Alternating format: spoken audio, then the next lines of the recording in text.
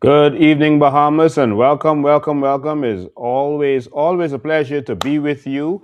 Sorry for the few minutes late start, but we had to just make sure that everything was in place, and we downloaded what we had to download, and we are ready to get going right now. I hope that you're able to hear me as we speak, and of course, my online producers from all over the world will let me know if they are able to hear what's going on. Um, but definitely, good evening to you. This is going to be a critical live broadcast, a very critical live broadcast. This is one. This is going to be serious. Um, as you know, our reputation over the years has been one that we only come forward to the Bahamian people with what we know and what we can prove. Forward, but we always prove it when we have to. And so, ladies and gentlemen, I just want you to know that today is going to be a very serious one.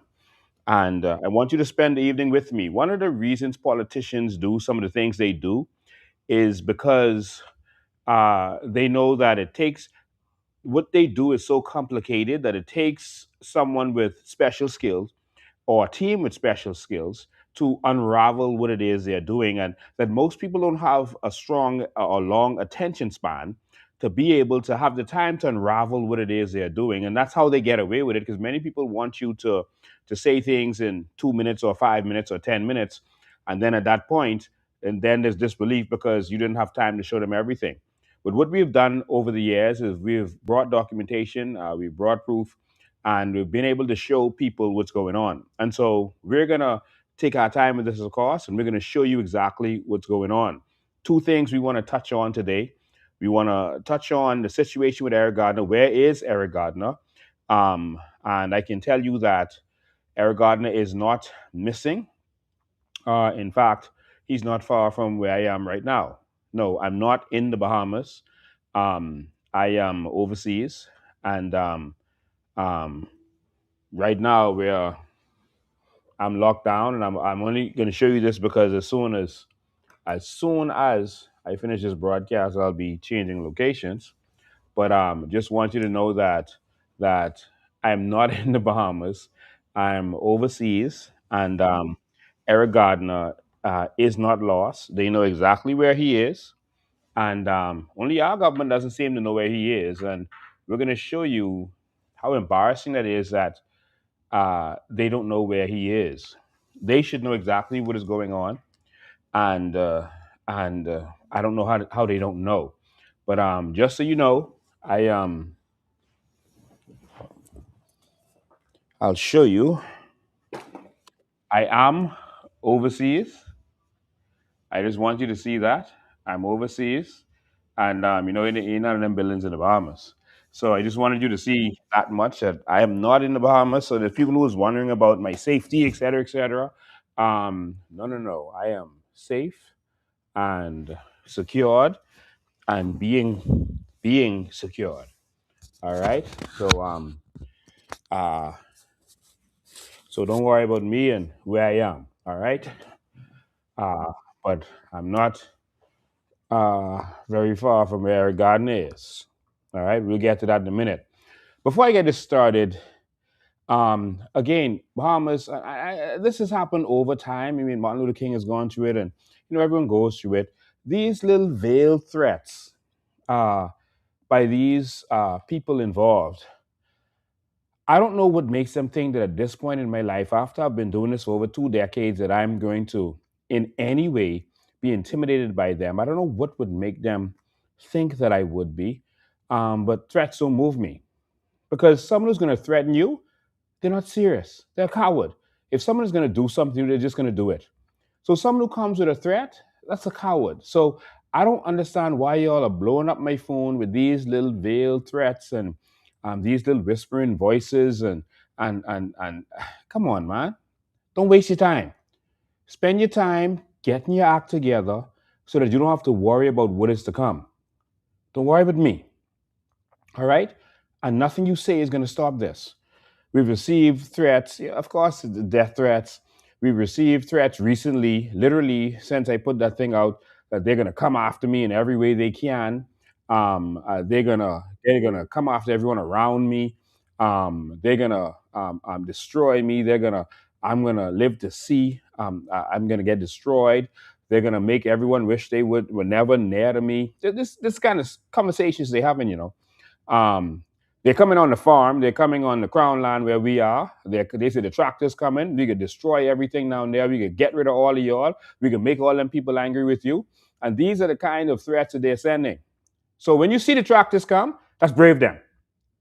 All right, just know it. That's brave them. All right. So these kind of veiled threats about what they're gonna do, they're gonna lock me up. They're gonna find stuff to put on me. Um, um, um, all this kind of stuff. Listen, y'all come on. If y'all want to take land from Bahamians, then y'all do that. I think Bahamians know what's going on and we're wise enough to see. If y'all come in with your tractors to mess with Bahamians, then go right ahead. All right? Y'all are in power. Do what y'all got to do, but remember there's always consequences. All right? Um, and so I want the international community to know that if they're going after an activist, someone who's reporting on what's going on, their political opponents, uh, uh, it lends more to RICO. Do you know who that is? You're going to find out who that is today. That is to intimidate those who might be there to expose them. So when you see the tractors come in, that ain't for no good purpose. That is intimidation. Intimidating those people on the farm who, some of them have lawsuits against them right now. Um, and so when you see Carol popping back up and you see the tractors coming, I've received the threats, okay? And so that's these criminals who don't want to get exposed. So once you see that, that's them coming at us. So I just wanted to put that there because that was added into the other little death threats and what they could do and this and that. And just know that we're not intimidated. This one is for country. All right? This one is for country, man. I'm tired of our country being embarrassed. I'm tired of our country being embarrassed, man. Every time. We call good bad and bad good. Just so a few politicians and drug dealers, etc., can get rich while we suffer. While they throw the book at regular Bahamians, call us criminals, give us tickets, have police at every corner giving us tickets, while they're the ones who are really doing the wrong in our country. So, um,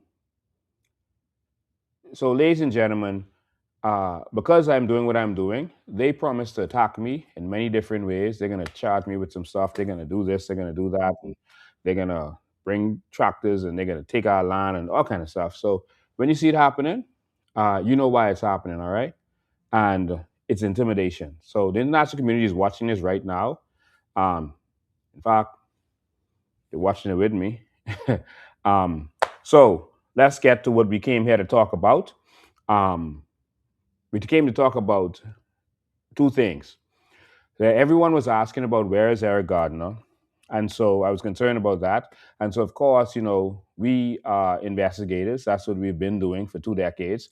And so we decided to go and find where Eric Gardiner was. And so we got the documentation. We got everything we need so you can understand where Eric Gardiner is right now. Where Eric Gardiner is more shocking than him not appearing to court. So let's get to that. And afterwards, we are going to reveal the exact name of politician number one. Okay? We are going to reveal the name of politician number one. All right? Because the reputation of our country is at stake, and someone has to do something. And before I get started, for those political trolls who are hired to go after the president of the Christian Council, stop while you're ahead. Bahamas, the political trolls don't say anything that they are not sent to say. They don't just say stuff because they have to get permission to say what they say. So if you see the political trolls saying something, they were sent and paid to do that. And so the PLP is now paying, it's just my opinion, the trolls to attack Mario Moxy, the head of the Bahamas Christian Council, because he decided to take a stand against corruption. And so, and so that is wrong of them to do that. The man is speaking his opinion. Everyone should have a right to his opinion. And he's speaking on behalf of the Christians in this country, those who feel the way he does. Now, everyone in the Christian Council doesn't have to agree, and every Christian doesn't have to agree. But he has always been standing up. He was one who stood up with the no vote when it came to that referendum. He stood up against the money that was being put out to legalize gaming. That was the start. That was the beginning of us getting to where we're getting now. And the plan is to end up having a prime minister who came to this illegal process. And so he stood up. So he didn't just start talking about this. He wasn't the president of Christian Council then, but him and others stood up. And so he didn't just start this. He's been doing this for a long time. Are they selective? Listen, everyone can only talk about certain amount of things. We only got certain amount of hours in the day. So they choose what they speak about. They can't talk about everything. Every sin is happening in the country. Every wrong is happening. But they can choose what is most impacting our country. And when you have persons who are using, and you're going to see this in documents today, using drug money to buy influence, drug money to numbers, to buying buildings. And there was always this concern to buying buildings and et cetera, and then using it to buy political influence, then getting into politics, that's a problem. All right. And so there's a lot to talk about today. You all hang in there. 28,000 people on here across our platforms. Remember, we are on uh, three of our social media pages: Lincoln Bain, Bahamian Evolution, Coalition of Independence. The same thing with YouTube: Lincoln Bain, Coalition of Independence, Bahamian Evolution. We're on LinkedIn.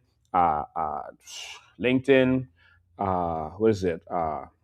We should be on TikTok also, and a few other pages and websites. So we're everywhere right now. And so whatever number you're seeing of watching, that's only for where you are watching it. There's Everyone has their own numbers. All right. So let's go. All right. So Mario Moxy, I stand with you on this. Mario Moxy, I stand with you. You have always been a righteous and stand-up fella. No scandals. Not about getting rich off of the people. You've always been for standing for what is right. I stand with you on this. All right. You're not one of the bad guys. You are a good guy, and continue doing what you're doing. And if Brave Davis wants to continue to pay uh, those political trolls to attack you, then the whole country can see what's going on. All right? Perfect. Now, let's get started. Ladies and gentlemen, uh, the picture that you saw while we were um, waiting to get on, that picture you saw was a new picture. Of course, this is Eric Gardiner right now. This picture was taken just a few days ago, 4 days ago, actually. And so this is his picture in his prison garb. You can see the orange outfit, I guess that's his prison garb. But this is the latest picture of Eric Garner. This is him right now as we speak. And so he's not lost. I know exactly where he is, and he is right here. All right. And I'll explain to you exactly what's going on, and I'm going to do it with documents. I can't rush through this, so just bear with me. Okay. um, Eric Gardner is alive. He's not missing. I saw that this political website that is a PLP website. Again, they're trying to do a misinformation campaign, but this website is trying to make it seem like he's gone missing, or like he's being held somewhere and being waterboarded or something to get him to talk, or all kind of stuff they're putting out there. Everything that's happening is a regular process, and I'm going to show you the documents, and it's a regular process. There's no big deal about what's happening with him, but you're going to see these documents, etc., right now. All right. And so be prepared. All right. So I'm going to start with, I started with that picture. And next, I'm going to show you the documents kind of in order to show you where he is and what's been going on. All right. We always show the documents. Um, so politician one might know where he is, but we know where he is. And so let's go to the documents. Just give me one sec. Let me pull it up for you. Um, yes, here we go.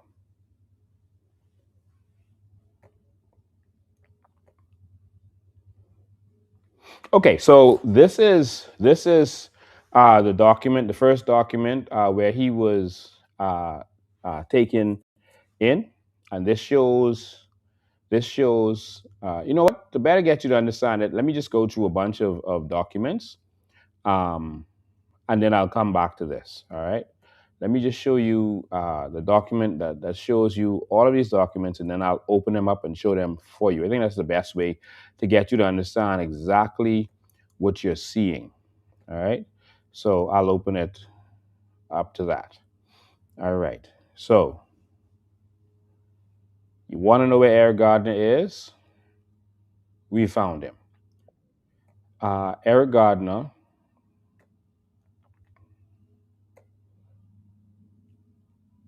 So this is the series of documents. This is the series of documents that I'm going to show you now. This is a series of documents, and as you can see, um, Middle East District Court, May 15th, etc. Look at this. This is interesting. Terminated May 19th. That's interesting. Stay tuned. You'll understand it later. Um, all right. Tuesday.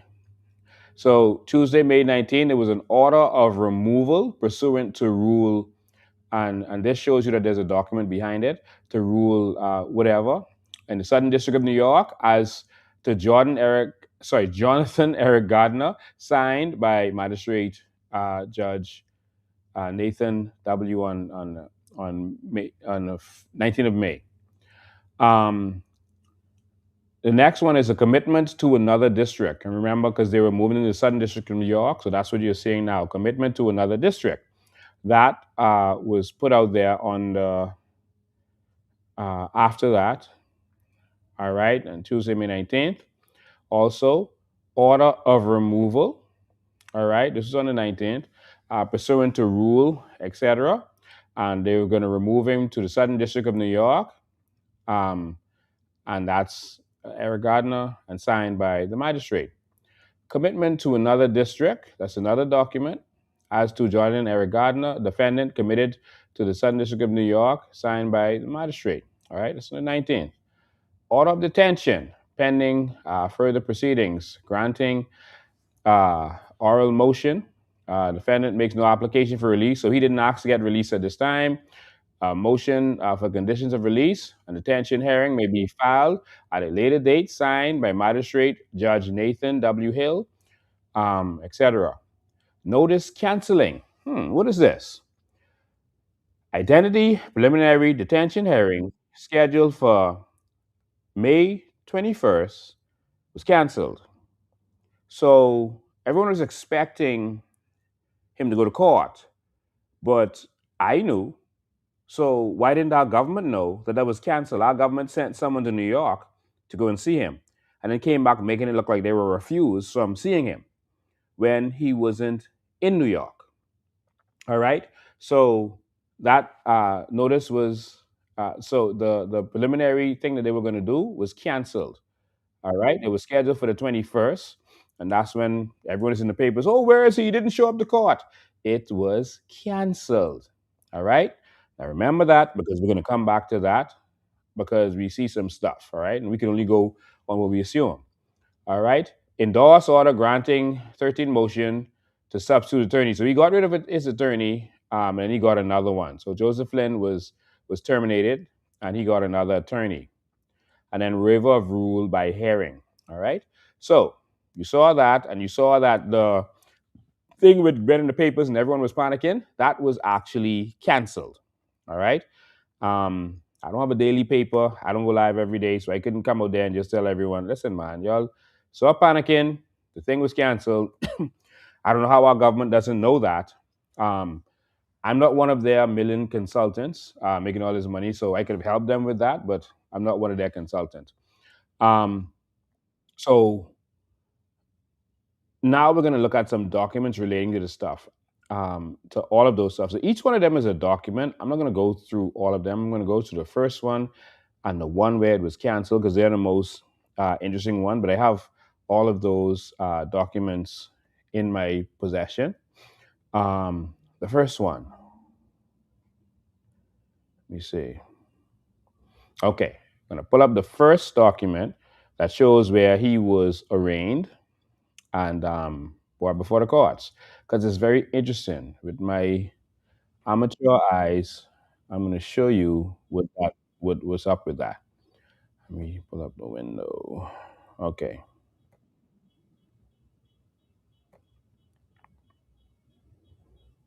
Okay, here it is. This is the first document, and this is very interesting since you want to know where he is.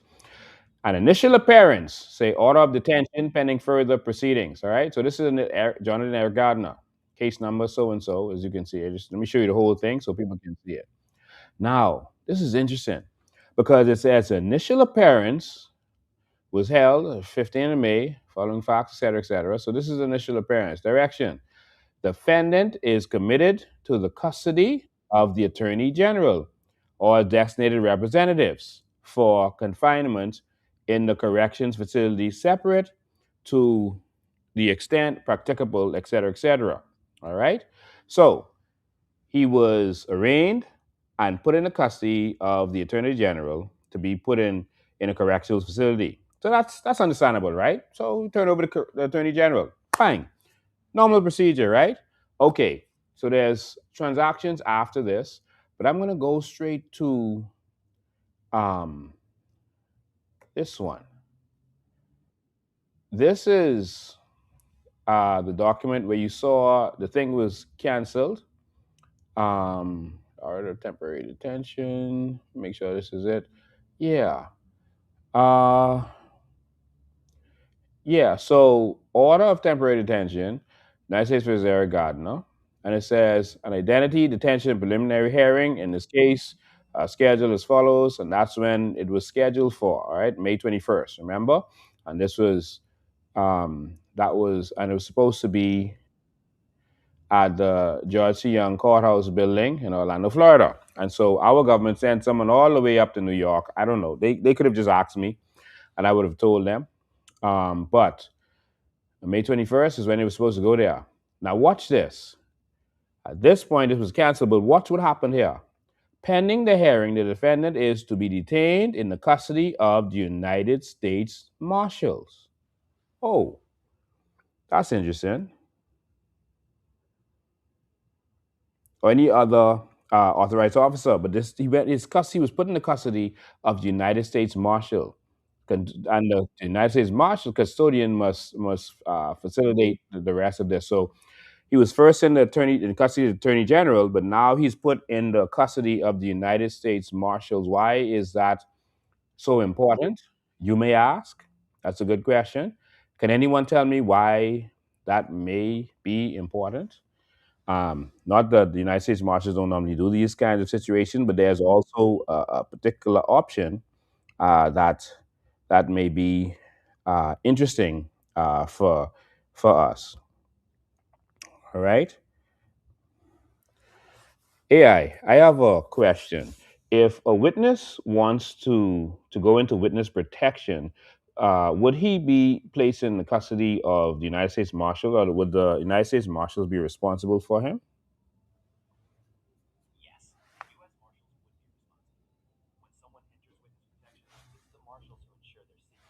Oops. I'm sorry, my volume was really down. Can you repeat that, please?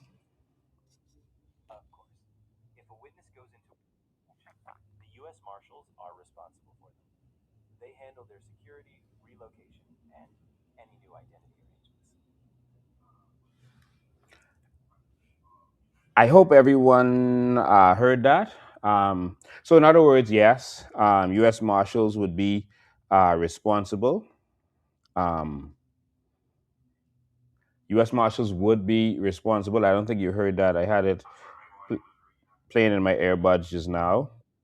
Let me see if you heard it. No? Okay. Can you repeat that answer one more time, please? Absolutely. When a witness enters witness protection, the U.S. Marshals are the ones responsible for them. They take care of the witness's safety, relocation, and setting up a new identity if needed. Okay. Now, that's interesting. All right. So I hope you're seeing how I pieced that together just now. And the U.S. Marshals, that's not all they do, but if that is the case, and that's something that could happen, but we saw a case was supposed to happen, it looks like it was canceled, and you were put in the custody of the U.S. Marshals. Interesting. And so, does that mean that Eric Gardiner is about to talk? Does it mean that he is now singing like a canary? Did he join the prison choir? Did he?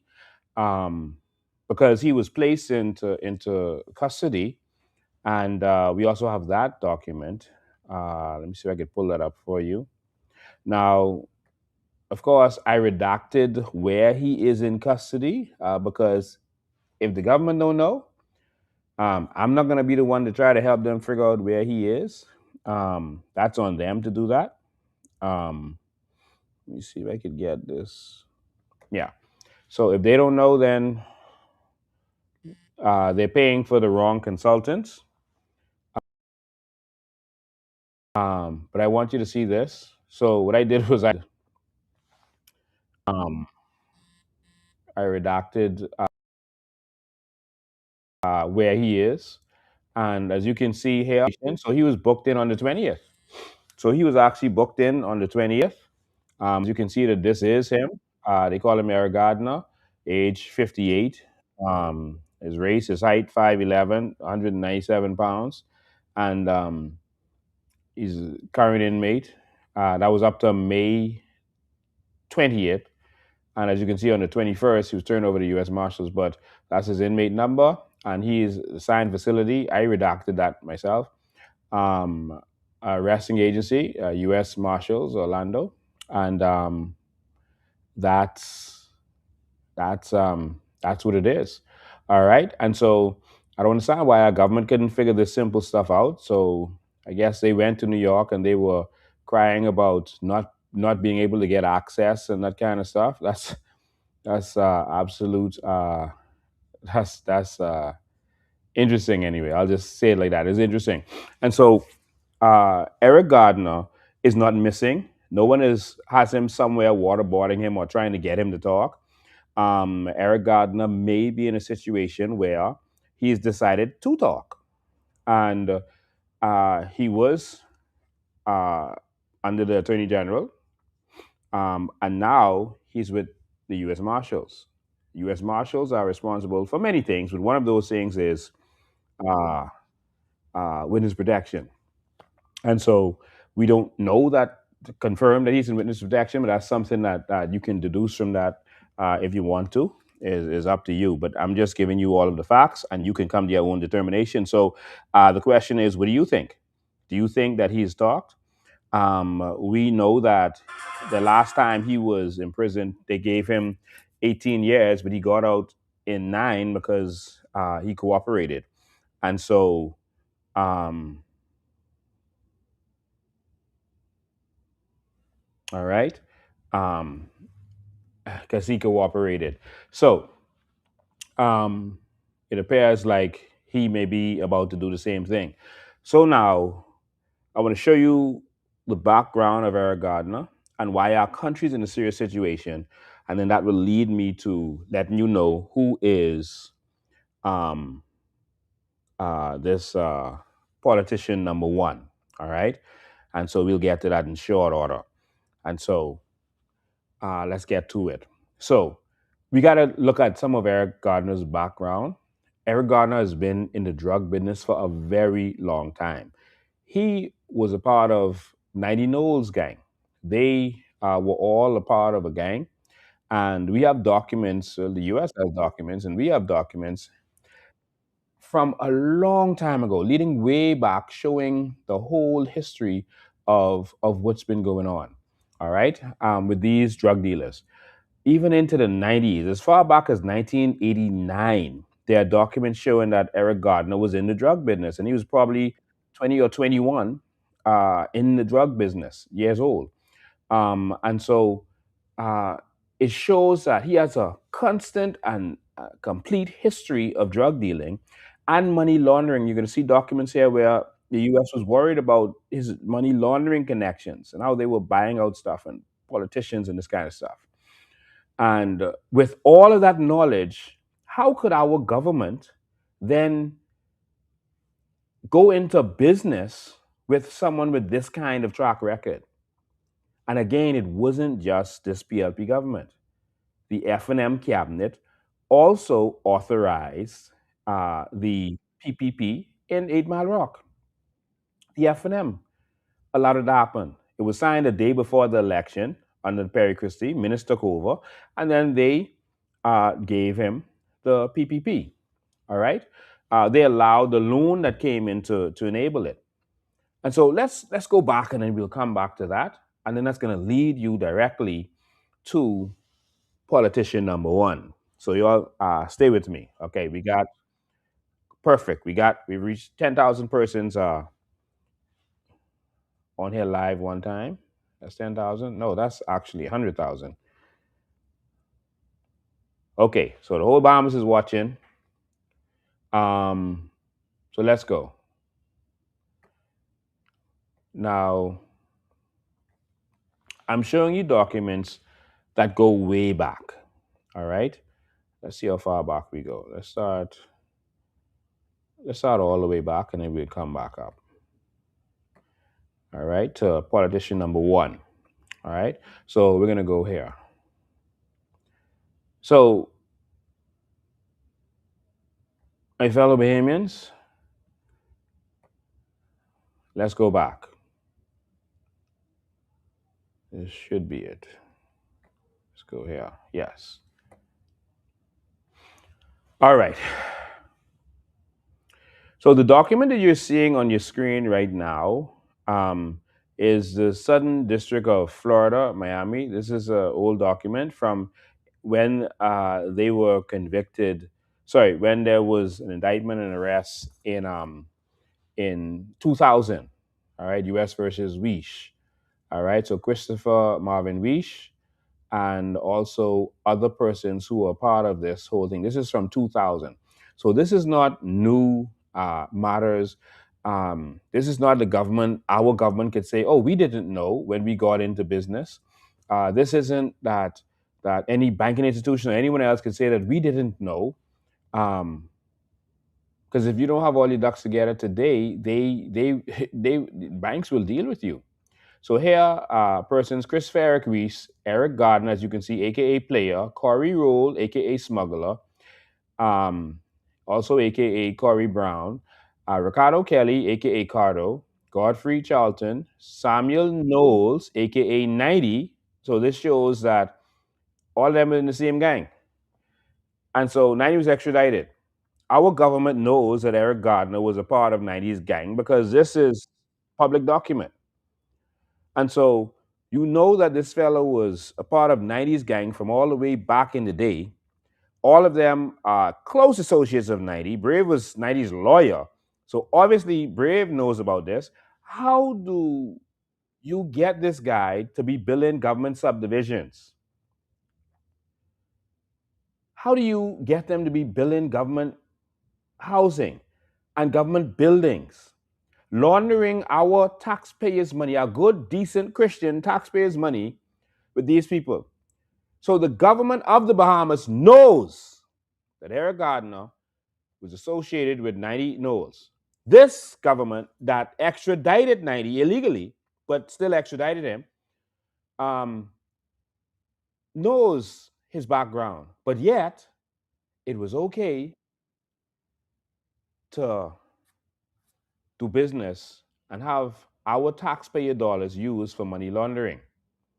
All right. And the other ones are Tremaine Major, Pedro Pinda, and Trevor Roberts, aka Crucial. All right. And so this shows all the different charges that they had, all the different counts. Um, and so I'll just scroll through it. You can see it. You can see their names. Um, and so these was big shipments they were dealing with. This, all right, and they took $19.5 million from them. Um, and back in the '90s, that was some good money. All right. Um, and so this is the first document. So this is going way back, and let me show you some of the dates on there so you could see um, that this goes way back. So yeah, from a date unknown, but at least as early as in about June 1995.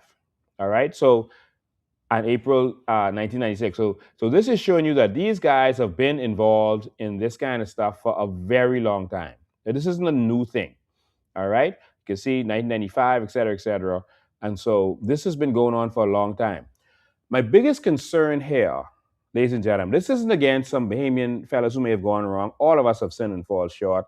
None of us are perfect. This isn't about that for me. This is about the fact that our government should not be tied to criminality. That is what this thing is about for me.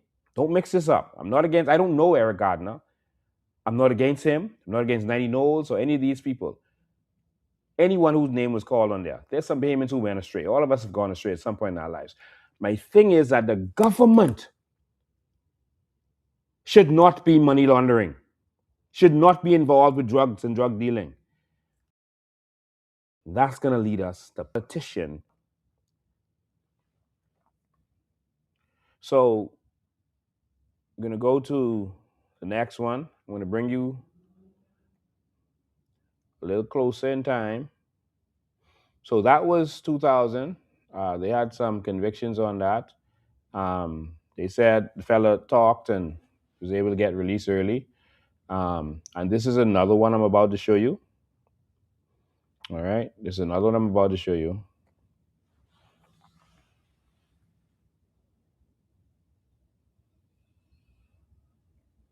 All right. So we're about to show you. Yes. So this is another document.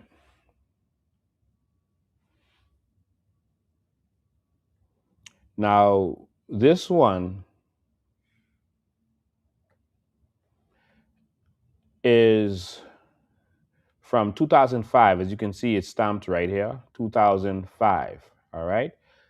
And you can see the place again, Eric Gardiner, Dewey Davis, Danny Davidson. Also, all of these people are here. Griffith, um, Francis. So all these people are here. So this is another document, and it shows all of the different counts. So that was stuff from the 90s. In fact, it went down to 1989, to the 90s, to 2000, to 2005. All right. And this is Eric Gardiner, aka Foster Vincent Marsh, aka Player, aka P. They got all of his aliases. All right. So the US got all of his aliases, but the Bahamas government don't. All right. And so they got all these people here. And this is a 58-page indictment with all kinds of counts. So I can't go through all of this. But again, you can see if you look at the bottom of it, it's going to show you where the concern is particularly the money laundering part of it. Um, there's a lot of counts. That's 32 I'm up to now. But the money laundering part of it, and there's a lot in this. I can't show you all of this, but we'll make it available to who wants to get it. And from this, there's a DEA release on this. So I'm going to show you that DEA release that shows you what their major concern was in all of this. All right. And before I show you this DEA release, what's most concerning for right thinking Bahamians? All right. Not the paid political trolls, but the right thinking Bahamians. What's most concerning is that all of these investigations are done by foreign powers, not in the Bahamas. How could something of this magnitude be going on in the Bahamas and we don't know? How is it that they do sting operations and we don't? If you want to know who is selling fake passports, shouldn't you do a sting operation where you get some Haitian who's going to be a confidential informant, get them to go buy from someone you suspect or try to find out where they could get it from, and then you break the ring? Isn't that how law enforcement all over the world works? That's how it works. How come it never happens in the Bahamas? Because it's happening from the government officials. That's why. I don't want you to think that our voters' cards were sold and only that small fry knew what was going on, and he was on a rogue mission of his own. I'll explain that better to you when I reveal to you who is politician number one. I'll explain to you how it works. How come they're not doing the drug stings right here, the undercover operations? I'm not talking about in partnership with anybody else. We should be doing that. But we're not doing that because the politicians are involved in the criminality. When I was telling people about this, they were like, oh, Lincoln, man, that's too extreme. That can't be true. That can't be right. But it's true. The politicians are directly involved. And now all is coming to light. I've been saying this now for years, and people weren't listening. I told them there were police officers involved in this stuff, there were politicians involved in this stuff, and now it's coming to light. Bahamas, if we don't get it together, we are going to lose our country because we are sitting back and allowing it to happen. Let's continue. So, this is what the DEA felt about this. So, this was Drug Enforcement Administration. This was in December 8, 2005. So, we got our hands on this document, just how we got our hands on the dossier the other day. But this is a DEA dismantles large international drug and money laundering organization. You hear what they call that? It was talking about Eric Gardiner, etc. So they have considered this a large international drug and money laundering organization. But somehow we end up in business as a country with this large money laundering organization.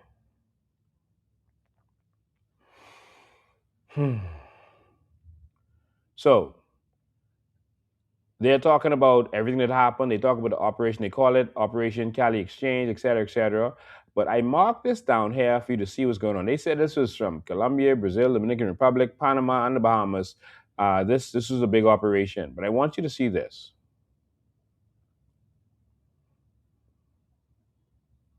Right here where I marked it. It says drug traffickers are using their profits to borrow into our neighborhoods and corrupt legitimate banking systems. Do you see that? This is Eric Gardner them. Said DA Administrator Karen P. Tandy. In major drug trafficking organizations, money is the thread that unravels the drugs and devastation otherwise hidden by dealers. DEA knows where money leads, and we will be relentless in going after it. All right? During the course, so they are finding ways to get money into the banking system. But it appears now that our government, through these RICO-like behavior,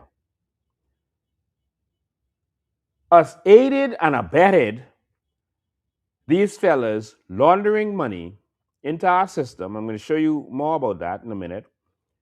Aided and abetted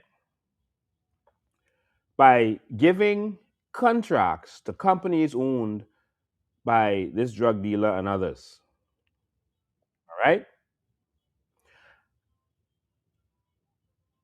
In any other country, they would be riding in the streets right now. This is not acceptable. This should not happen in any decent civilization. This is not to say that drug dealing shouldn't or wouldn't happen in any country, But this is to say that our government should not be involved in it. Our commissioner of police should not be involved in it. I'm not talking about our present commissioner or anything or whatever. I'm just saying that a commissioner of police shouldn't be involved. Police officers shouldn't be involved. Defense force officers shouldn't be involved. Our banks shouldn't be involved in this. And we should not be legalizing businesses to help to launder illegal drug and people smuggling money. Pastor Mario Moxy, I stand with you.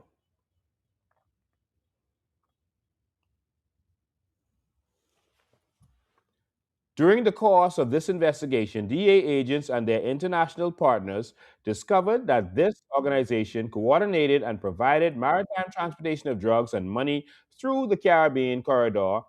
Uh, One defendant, Eric Gardiner, led the Panama based operation. See that? And was arrested Tuesday in the Dominican Republic, according to the charges in the indictment. Gardner funneled a large quantity of currency through the U.S. banking system into bank accounts in Panama. Other Does Eric Gardner have any bank accounts in Panama? Well, they say he does, but does he have any that's connected to politician in Bahamas? I heard he does. What politician does Eric Gardner share a bank account with? Politician number two. Okay, let's keep going. Other members of the organization arrested in the Dominican Republic include uh, Rogelio Griffith, a Panamanian national, and Tyrone Russell of the Bahamas. Gardner is also a Bahamian national. These three defendants will be immediately sent to Miami to face prosecution. All right. Um, and then they talk about how they got money back to Colombia, et cetera, et cetera.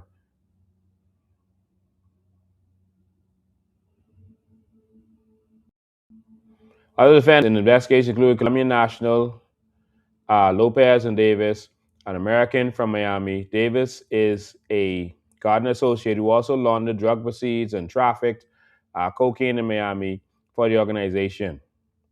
And they were all arrested in Miami. All right.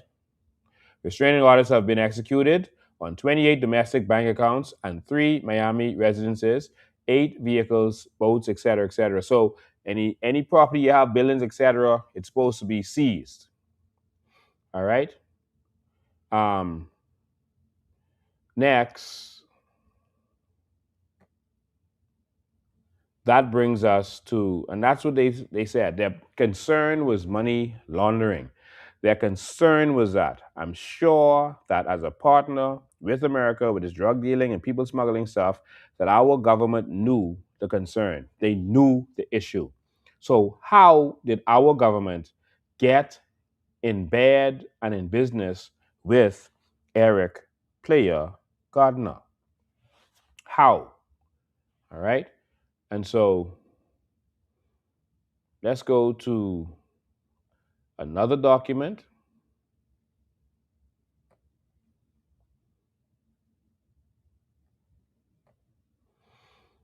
And this is the present complaint. Now, you've seen some of this in the news recently.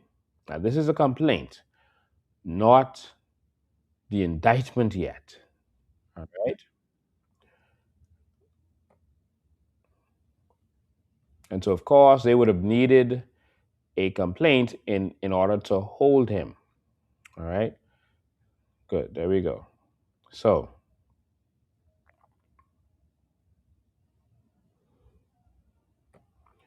all right. So, this is the complaint that you've all heard of and you've all seen. Let me go to the top of it so you can see which document I'm reading from. This is the United States Court, Southern District of New York, United States of America versus John and Eric Gardner. Complaint, violation of sex, et cetera, et cetera. All right. And so these are the different counts against Mr. Gardner. But this has a lot of information in it about how they operated. But I want to go down to the most important part. We've had drug dealers for years. There's nothing new. But I want to show you the part that has brought our country into disrepute. All right, and that's here.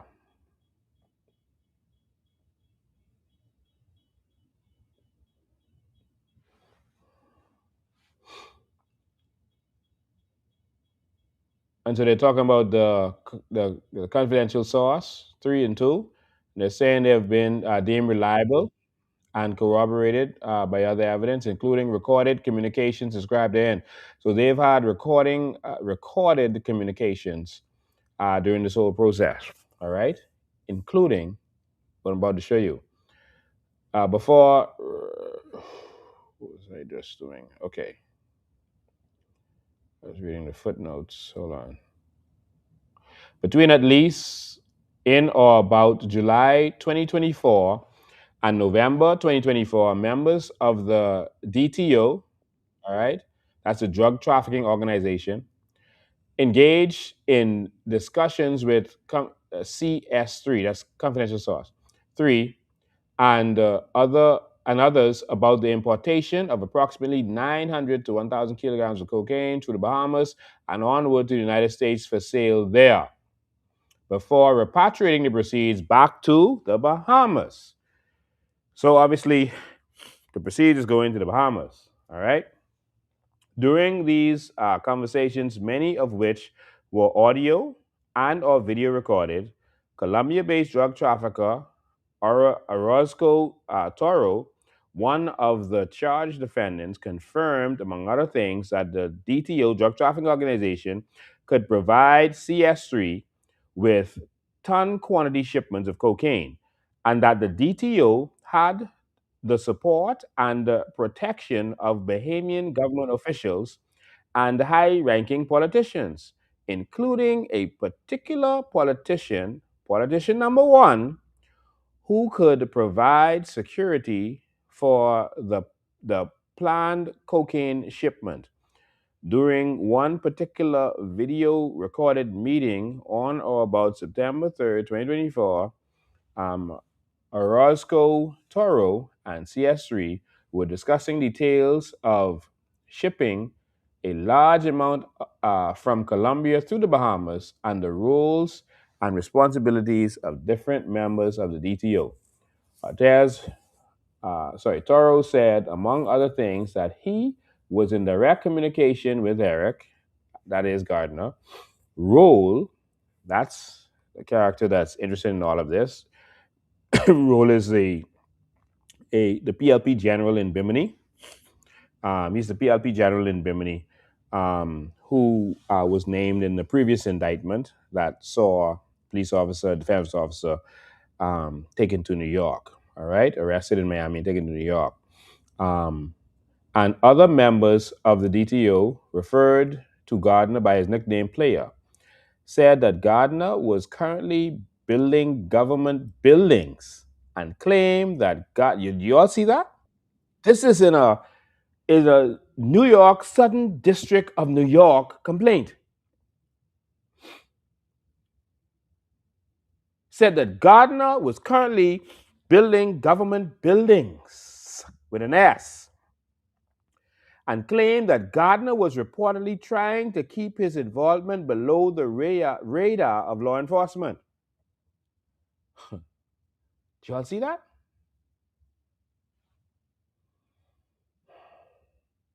In connection with the planned 900 to 1,000 kilogram deal during in-person meetings in the Bahamas on or about early October 2 and 3, 2024, drug pilot Ferguson, that's Donald Ferguson, drove CS3 and Rule. Rule, again, is Devon Rule. They call him Ravi. right? That's Devon Rule, right, from Bimini. Drove, so Donald Ferguson, the pilot, and the confidential informant, sorry, the drug pilot drove both of them to the Bahamian Parliament building in downtown Nassau, the Bahamas, where they met with politician one. Roll introduced, so the PLP general from Bimini, who is actually watching this right now, introduced CS3 to politician one as his future associate. Okay?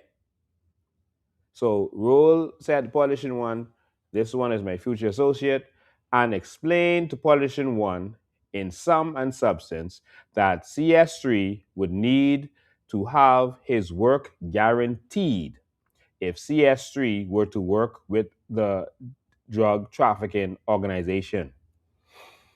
Wow.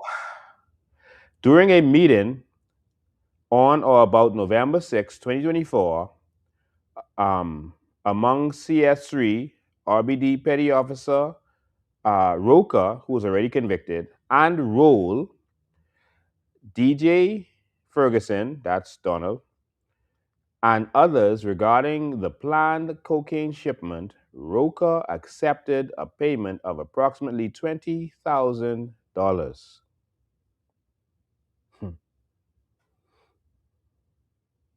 to assist CS3 and the CS3's purported drug association with the cocaine shipment. Jesus. I don't know if y'all realize what y'all just saw. Hmm.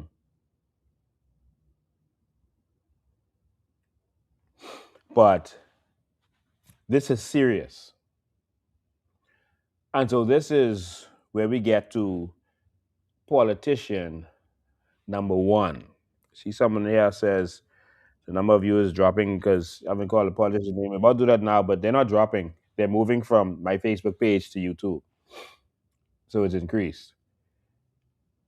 So, ladies and gentlemen, this is the conversation. This has happened in our parliament.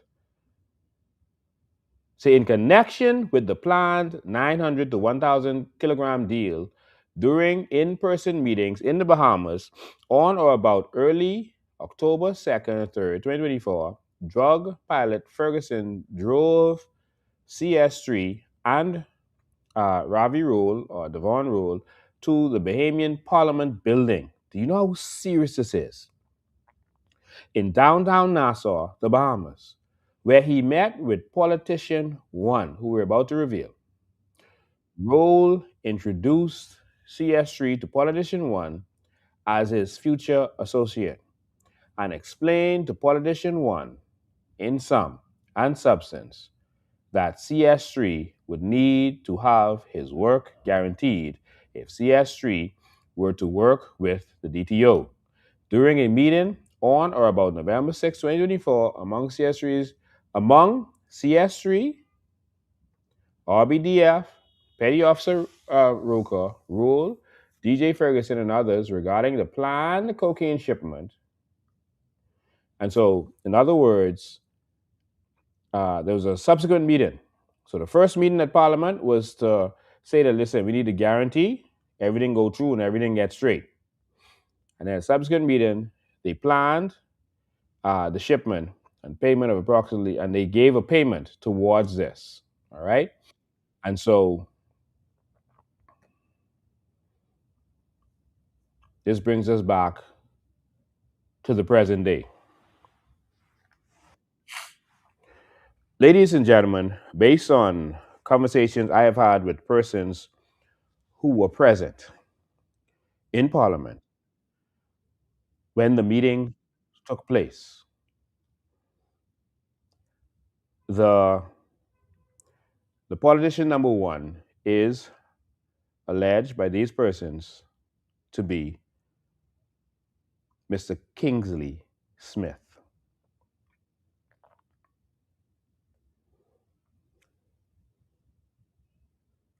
Kingsley Smith was the member of parliament of, at the time, of Ravi Rule, Devon Rule. Devon Rule has admitted to me that he did indeed take these confidential informants to the House of Assembly to meet with Kingsley Smith.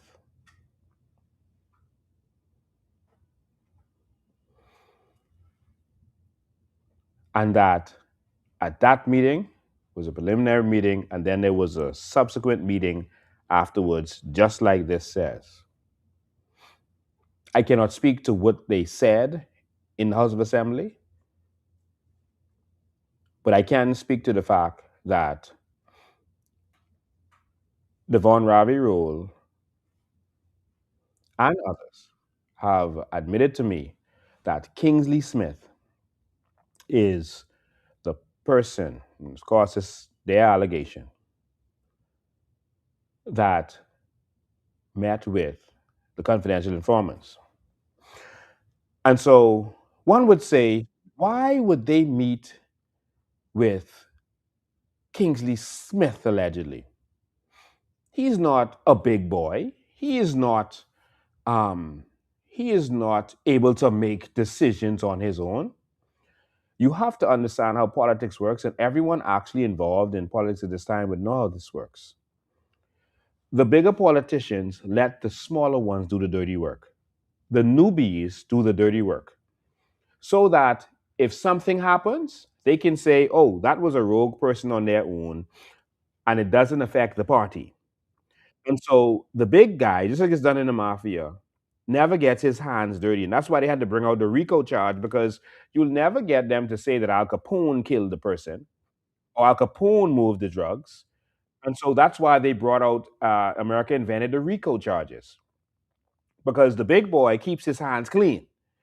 So you're not going to say you met with Ingram. You could say you met with Boogaloo, for example, or someone else. You're not going to say you met with Minutes. You're going to say you met with Joshua Sayers or someone else. They always have their other man that you meet with, and then and so you know that he's connected enough so that you know that your whatever agreement you make is actually going through to the big man, but you're not going to be able to link him directly with the big man, and that's how this works. And so I was told, but you know, it can't be true because Kingsley Smith travels. He's been traveling to the U.S. Um, there are many persons who travel to the U.S. They don't hit you until they want to hit you. Kingsley Smith, I need you to explain to the public why a known uh, person who is accused of being a drug facilitator, meaning Ravi Rule, Devon Rule, who was named in the previous Curtis indictment, named as one of those who was wanted, was able to bring the drug dealer to you, or the DA agent, or whoever he was, to you to have any kind of discussions. And you need to explain what these discussions were. It's time for us to get our country back in order, Bahamas. Now, I've been told what the repercussions are going to be. They're going to come at me. They're going to charge me, sue me, do this, do that. I am willing to be the sacrificial lamb for us to get our country back in order. They said they're going to come on the farm and take all our property and send the bulldozers, and they're going to attack us and attack all the people who associated with me by going on the farm.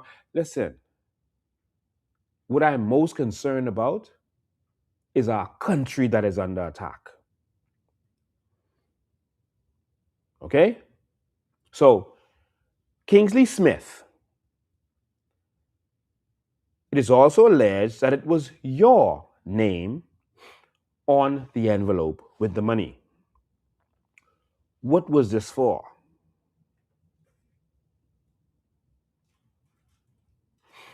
Now, here is my advice And I am going to open the phone lines. But here is my advice to Devon Ravi Rule and anyone else involved in this. Turn yourselves in and speak what you know. We got to save our country, Bahamas. I do not believe that you voted for corruption. I do not believe that. I believe that the election was stolen. We intend on fighting this in the courts, but of course, they know that these court matters cost a lot of money. We're trying to raise funds. We haven't received any as yet, but we're trying to raise funds in order to doing that. And because we believe that the election was stolen. We believe that there were persons who voted in our election who should not have voted in our election. Illegal persons who cannot vote in our election. We'll get to that another time. But on that alone, our election is void. Because people who could not renounce voted in our election who should not have citizenship.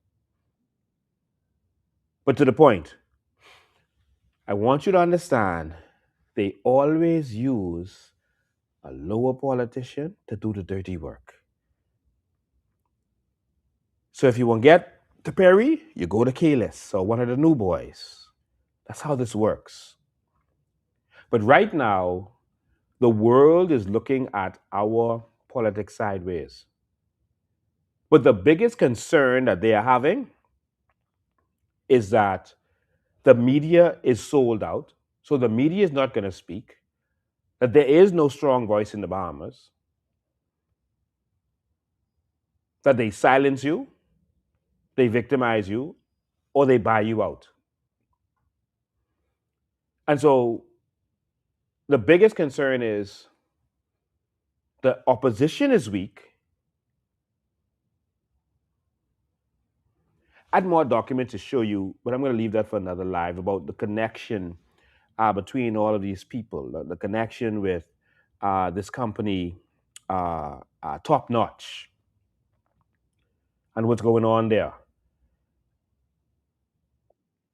But no one is saying nothing because of either money or personal gain or connections. Do you all know that? I mean,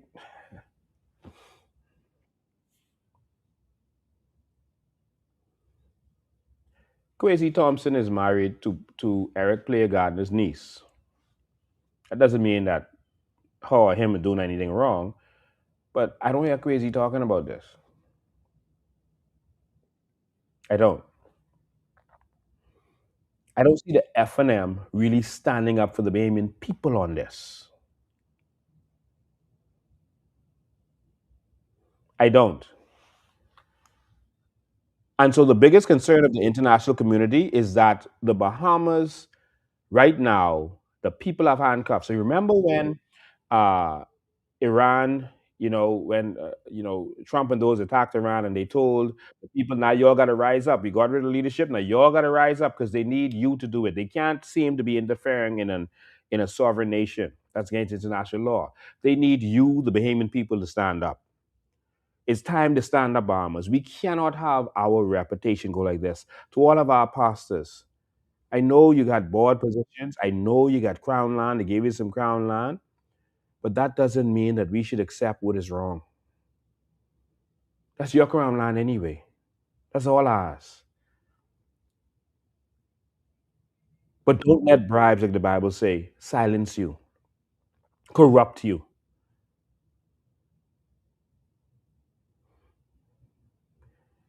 Kingsley Smith, if what uh, the alleged drug dealer is alleging about you being the person he took there, sorry, took the CI, sorry, CS32, if that is true, you have some answering to do. We tired of this country being run the way it's run. It's corrupt from head to tail.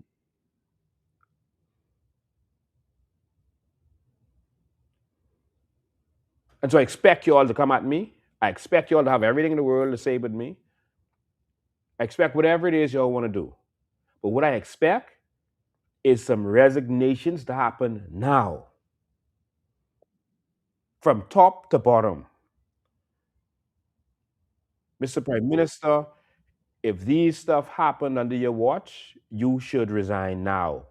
It's the Westminster system. If a drug deal went down in the House of Parliament on your watch, you should resign now.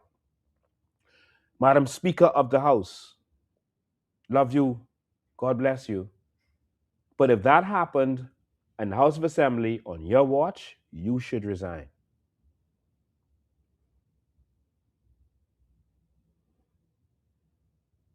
Minister of National Security, you should resign. Attorney General, you should resign.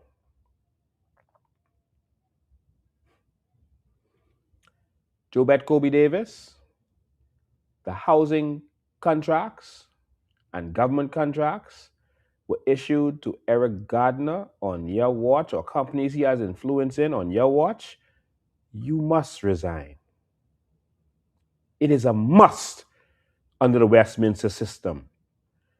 But they never follow the Westminster system because they know that the Bahamian people will not hold them to account, and the opposition is in bed with them. What the COI is doing right now is what the leader of the opposition should be doing. They should be presenting these documents, and they should have the integrity to stand with us and hold their foot to the fire. But instead, we get silence. We get told that we're too aggressive. Isn't it time to get aggressive when your House of Parliament is being used as a drug house? It's time for a commission of inquiry. Dr. Minnis said a commission of inquiry would be a waste of time. And that's why we sent you into retirement. Right thinking Bahamians, stand with me. I'm not doing this for any political advantage. Election is over. It's over. But I'm asking you to stand with me. I can stand out in the front, I can take the licks, but we got to do something about this. Bahamas, what we could do? We could just let them keep going in our honorable house, wearing their fancy suits and big hats, dancing the night away. While this is going on, let me tell you what's so important about that drug deal, potential drug deal, and why the conversation with Kingsley was so important. So, the the drug dealer rule informed me that when the informant first came, he was talking about taking over, um, well, the GIN project. All right, the GIN project, and so that's what they wanted to talk about. The GIN project. Do you all understand why that is so serious? Remember, Bimini and West Grandmama was one at the time.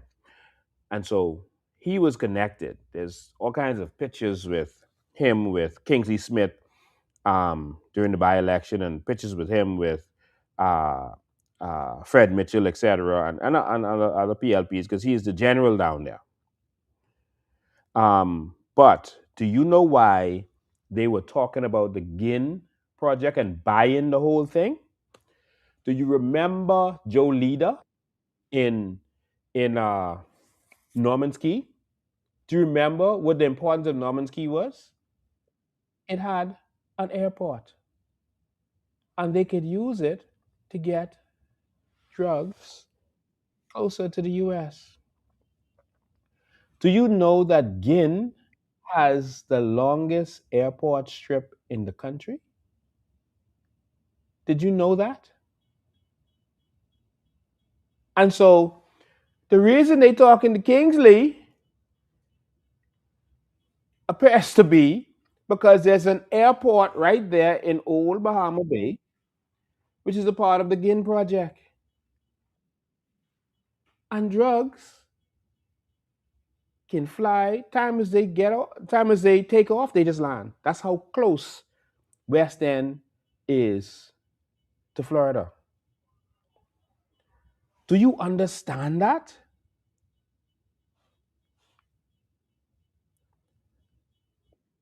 That's the importance of talking to the MP for the area.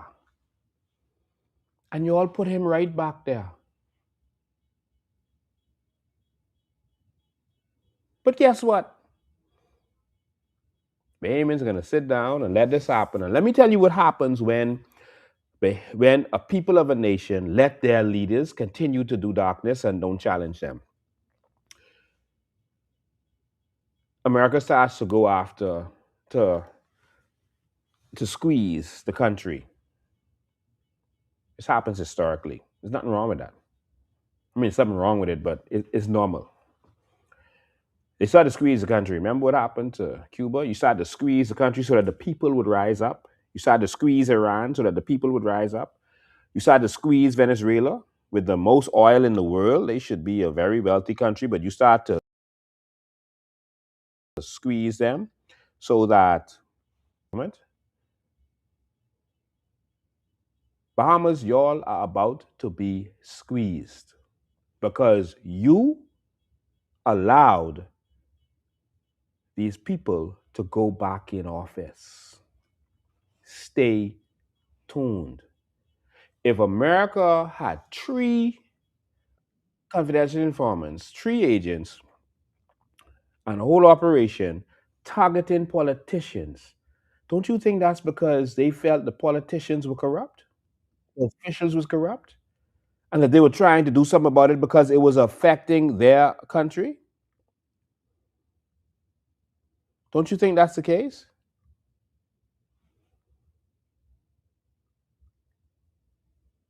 They know our government was corrupt.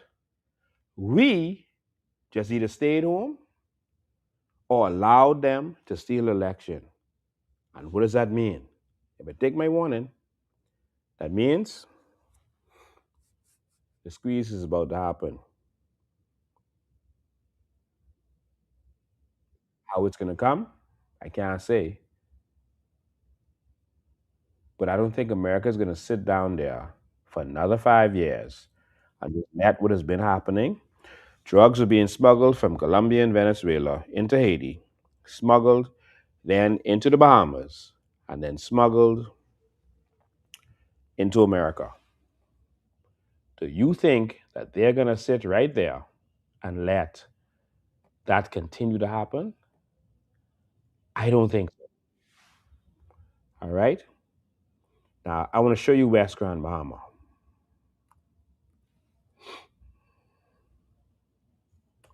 I want to show you West Grand Bahama.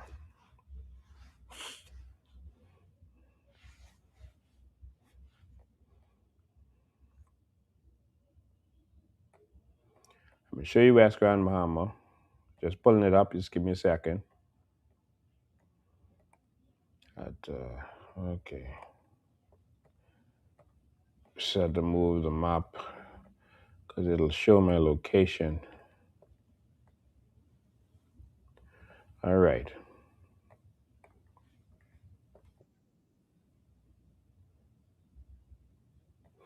Let me make sure this will show my. Okay, there we go.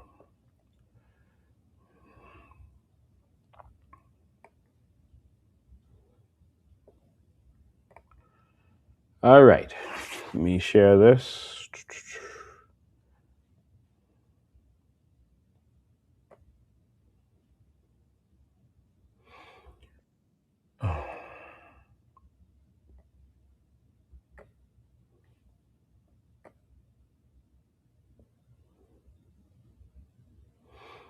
All right.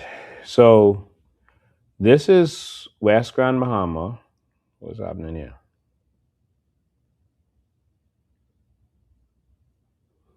Okay, I lost my screen.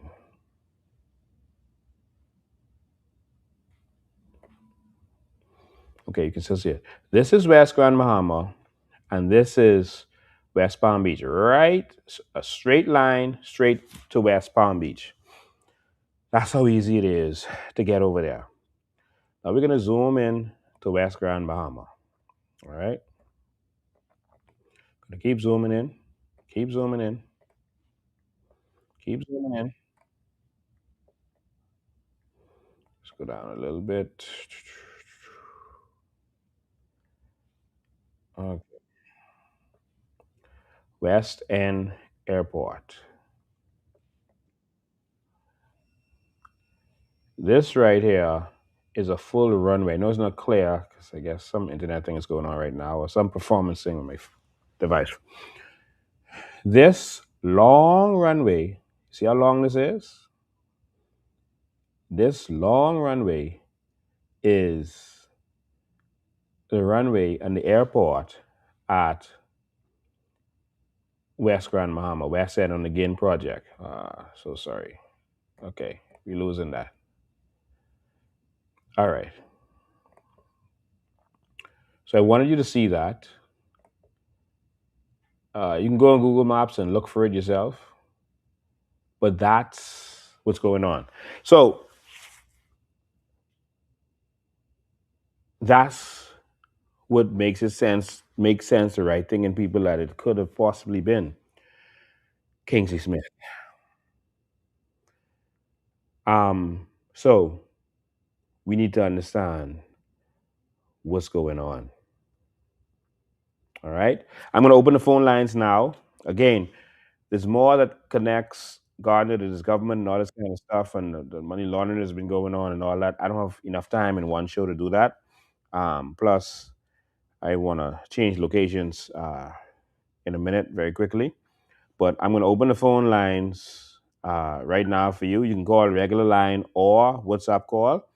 8035995 is the number. 8035995. What do you think about what you just saw? What do you think about our government being implicated? Um, the role guy said that when they met in the house, they didn't talk about drugs.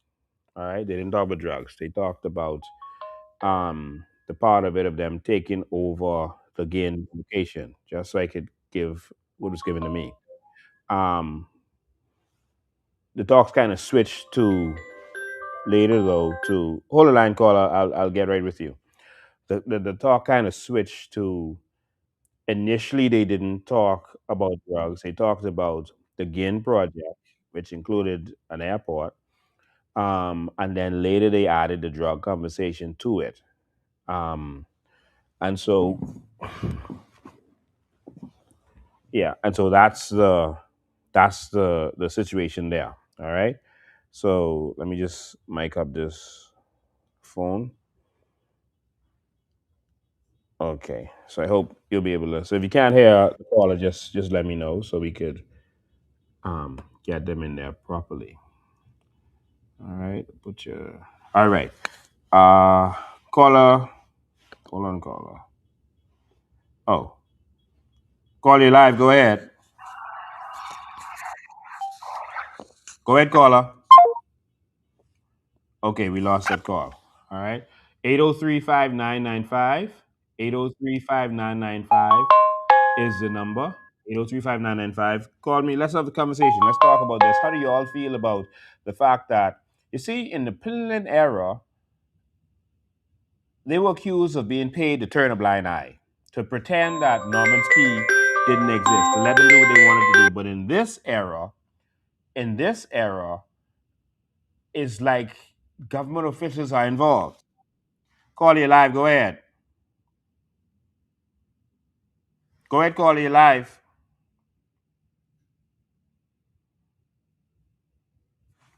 We can't hear them for some reason. Caller, you live. Go ahead. Okay, we lost that caller. Caller, you live. Go ahead. So Lincoln, Good day. why you believe the politician one is Kingsley Smith though? As I said, he is allegedly Kingsley Smith because the person who took him to the House of Assembly told me that it is Kingsley Smith, that he took Kingsley to the House of Assembly to meet with the confidential informant and whoever else. So why you think the US don't want release the name? Why they keep darkening the name? That's normally what they do in these kinds of cases. They always redact names of persons they haven't arrested yet. Interesting. So is the government just gonna ignore it, or they gonna wait until the U.S. just finally tell everybody who it is?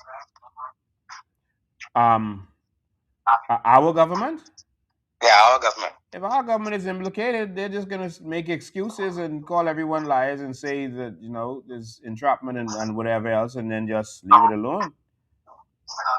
That's interesting. How does that affect our country? How does that affect me as a everyday citizen? It's going to affect you in short order. I don't know what the response is going to be, but it's going to affect you. I mean, if our entire government is corrupt, that's going to affect us. That could affect us traveling. That could affect other sanctions that could be put on us. Look at every other country where this kind of stuff happened. Now, what I noticed is that they released that there was some situation with the previous case, but guess what? There was no investigation, no commission of inquiry, or no internal investigation in this country to determine if there was a member of parliament who collected $200. Now we could just say, "Oh, they ain't true. America making it up." We can say what we want, but we didn't do an investigation. In fact, we had a Correct. response from our government saying, "Oh, it was entrapment." How do you know that if we didn't do an investigation? Yeah, I remember when It the prime sounds minister like made it that sounds statement. like just a response. And Correct. so what we need is a responsible response to say, okay, we've investigated and we feel that this is entrapment. Not, oh, we got to ask America what they're talking about. No, no, no. The response should be that we are going to investigate. And we're going to get to the bottom of this, and heads are going to roll. Agreed. All right? And so the same thing, we left that alone, and now we're seeing that another situation happened where an MP met with a person who was indicted in the U.S., Mr. Rule, and other persons, the confidential informants from the U.S. in the House of Assembly. There must not only Interesting. not be corruption, but we must avoid the appearance of corruption. How are you meeting with this in our House of Assembly? How are you meeting with them at all? Agreed. All right, my brother. All right. Thanks for taking my call, man. All right. 803-5995. 803-5995 is the number. Okay. What's a weird number you calling from? Call you live. Go ahead. Good evening, Mr. Ben. How you doing, sir? I'm awesome. Mr. Ben, I really think that you should look into the files of Dominic Roberts, the deceased son of Bradley Roberts, and the brother of Bobby Roberts, who went down in a plane crash with a shipment of drugs some years ago. This drug connection runs deeper than we think. Okay. Um, All right. Thank you, man. Also, let's look at Bobby Roberts, who was the chairman of Nassau Flight Services. Allegedly, employees were talking about a legal transaction taking place, ordered by Bobby Roberts, the chairman at the time. Okay. All right. That definitely be something that you'll have to look into. All right. Thank you for your call. Firstly, I don't know anything about Obi Roberts or anything illegal that he did at the airport. Um, and so I think that's just allegations on that person's part. Uh, Call you live. Go ahead. Hey, Lincoln, what's going on? It's Aside, the old prophet. Hey, Prophet. Listening to your live today, you know what come to my mind? Now we can understand why Lynx was killed in West End. With the same situation right now. He probably is standing in the way of the Kin project. And they don't want to get rid of him because it all sounds like they're coming together now. Yes, it's all making sense. I know we had a situation there where the owners of some of those properties was having issues with other persons, and we came in there and caused interference, stopped what was happening from continuing to happen, and so we were in the way. And Lynx was the strong man there, making sure that nothing could go down there, and he got in the way. And then he went and called player's name to deal with that school and what was going on with the school. You'll remember that made ZNS news. Yes, sir. And next thing we know, Lynch was killed, and they made it appear to be an accident, and the police wasn't even trying to investigate it, which was even more concerning. And we investigated, and in our investigations, everything started to point, and again, this is allegations, point toward Eric Player Gardiner. Mm. Okay, Yeah. my brother. Good job. All right, man. Call you live. Go ahead. Go ahead, caller. Hey, Mr. President, what you saying? I'm a live man. Hello? Hello. Go ahead. What you saying, Mr. President? I'm alive. You know who this is? Go ahead, man. Go ahead. I need to talk Yeah, quick because yeah, other people won't get through. this Craig, this Curry, man. I just Hey, what's up, my give me a brother? call after the show. I on your side. I on your side of town. Okay. Give me a call when you finish the show. All right. I'm not in the Bahamas. I on your side of town. That's what I telling you. Okay. I'm not in the Bahamas either. I'm on your side of town. Okay. All right. Are you in New York? No, not Okay. particularly. We'll Give me a talk call later. when the show. We'll talk later. Yeah, all right. All right. Yeah. Call you live. Go ahead. Hold on. Call you live. Go ahead. Good afternoon. Sorry, it's ringing in the background. I don't know. Okay. Go ahead. Call you live. Go ahead, caller. So much people are calling at once. It's causing WhatsApp and the regular call the glitch. Call you live. Go ahead. Okay, I had to hang up on everyone. So y'all can call back now. 803-5995. 803-5995. Okay, it started to ring and then it stopped. Wow, this is glitching heavy.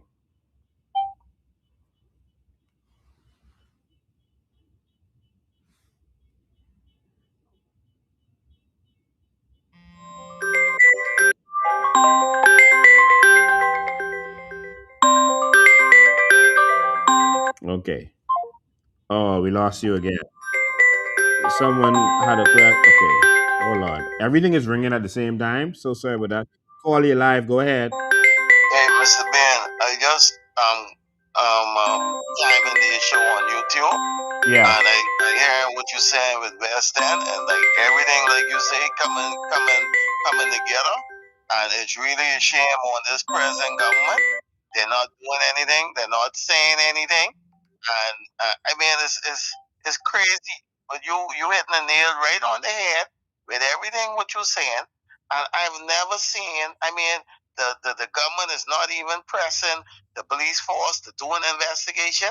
No. And being a former police, just like yourself, when I talk about corruption, I mean, and even within the force, and I don't care how they want to put it or say it, but underneath Gerald Bartlett, underneath BK Barnaby, Parkinson, Reginald Ferguson, I mean, this police force.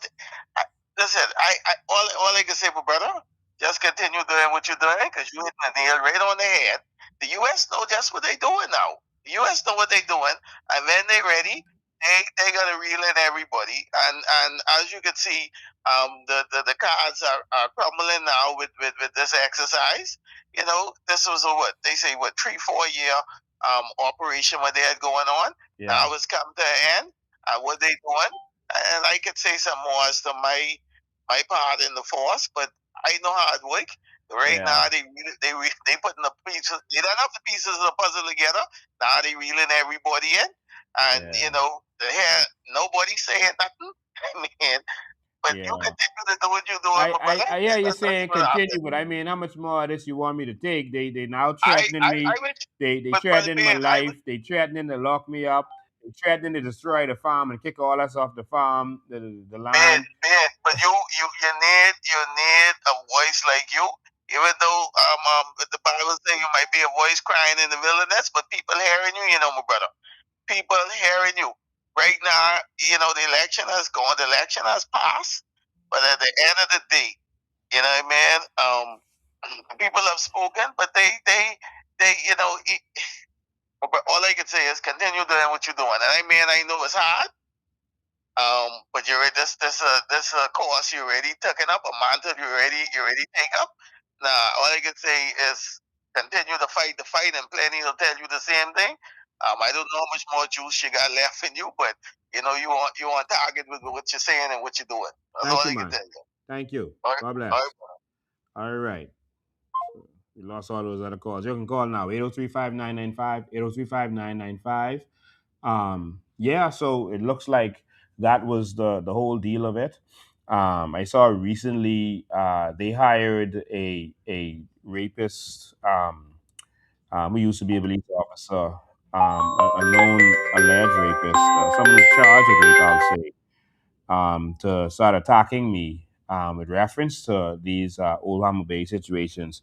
But of course, uh, we now starting to understand because they wanted to make a move. Caller, you live. Go ahead. Good afternoon, Lincoln Dane. Good afternoon. Calling, calling to ask a question. Yes. For somebody like him to be so comfortable to conduct that kind of business in the House of Parliament, do you believe there's a bigger fish that would have authorized for him to feel so comfortable to do that there? That's what I explained earlier. That they use the rookies. It's almost like a hazing. They use the rookies to do the dirty work, so that if something happened, the rookie gets destroyed, and it doesn't affect the party and the big bosses. That's how the mafia operates. That's why they have RICO, and that's why I believe a RICO case is being organized right now with reference to this whole thing. And if a RICO case is being organized with reference to this, it's going to be very difficult for anyone to escape. But that's how they operate in those situations. The big politician keeps his hand clean, and he has someone else to do the dirty work. All of us know that's how it's done.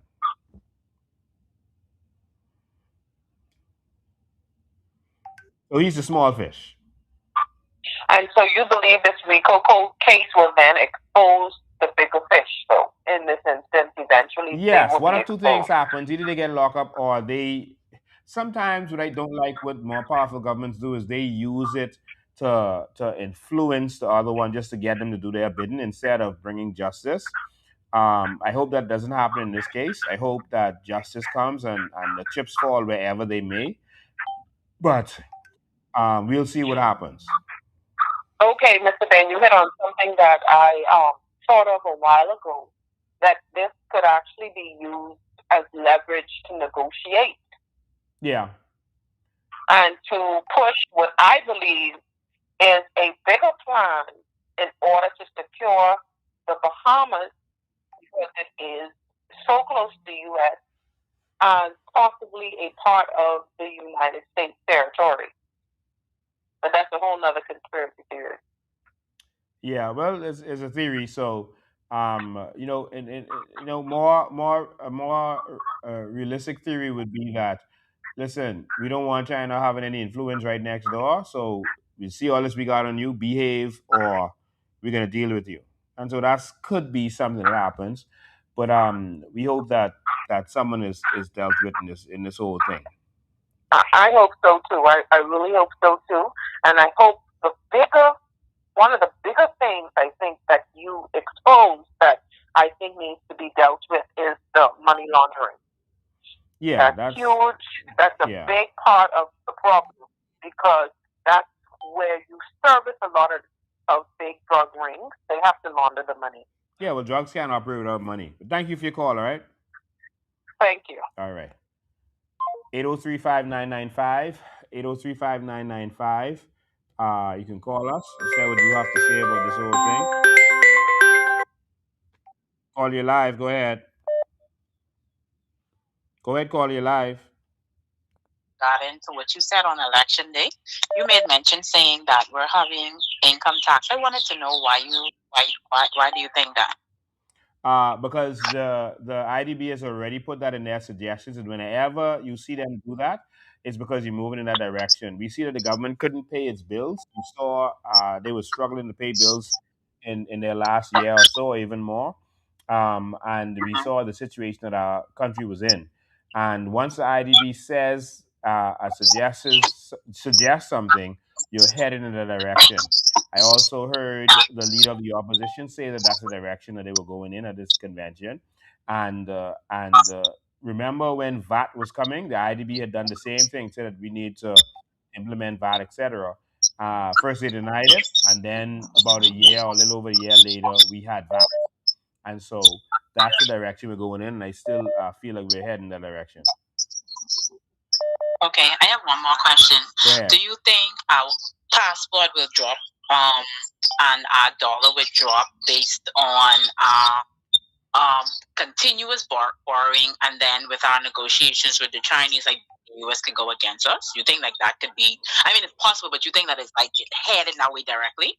Yeah, it can, but that doesn't have the effect that you think. Many people think that the dollar, the value of the dollar is the biggest thing in terms of the economy. It's not a marker of your economy. It is a marker of how much reserves you have to justify pegging it to the US dollar. So, for example, our dollar is more valuable in Canada. Our economy is nowhere near Canada's economy.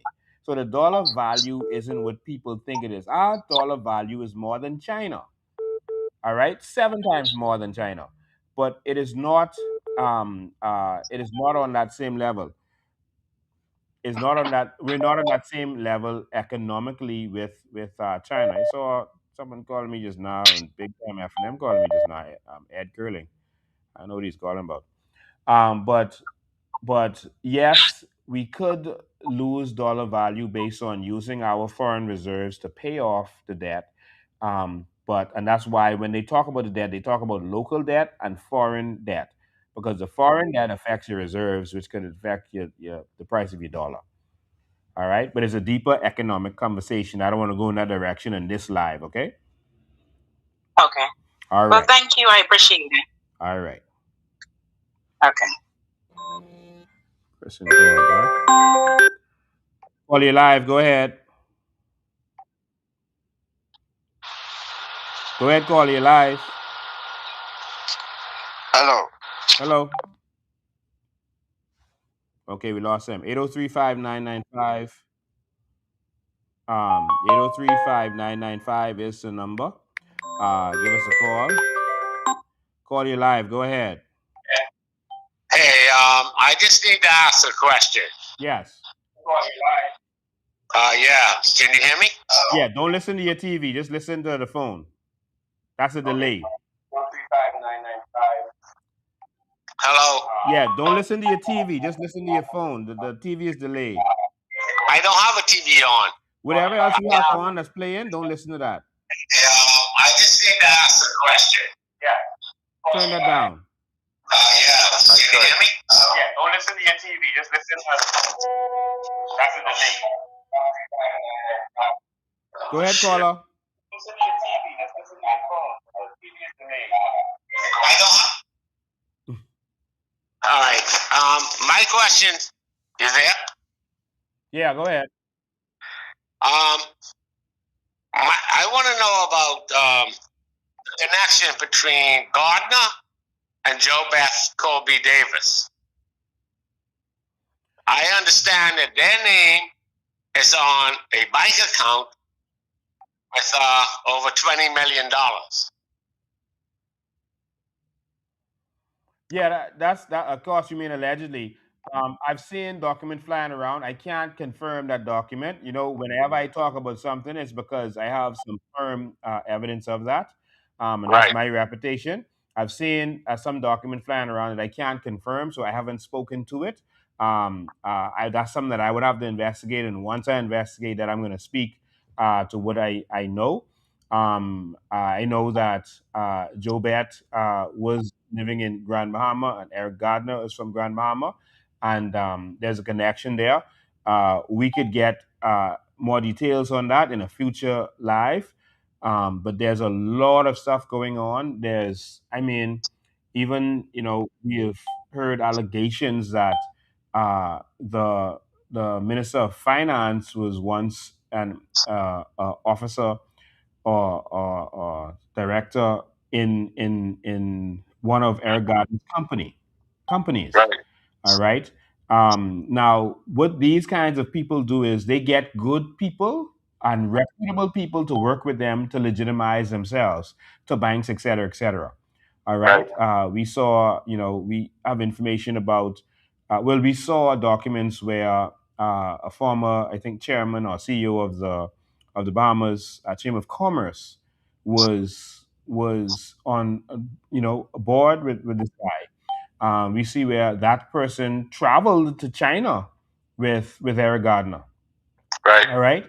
How do you get these kinds of reputable people traveling with you to China to do business together and being on board with them, et cetera, knowing the whole background and that this stuff could come back up again, you know, and a lot of our reputable people go into it because maybe it's some quick money or some secure money, and they feel like they could never get caught because I don't know, I can't even explain why they would do that, but Right. a lot of reputable people end up caught up in these things, you know.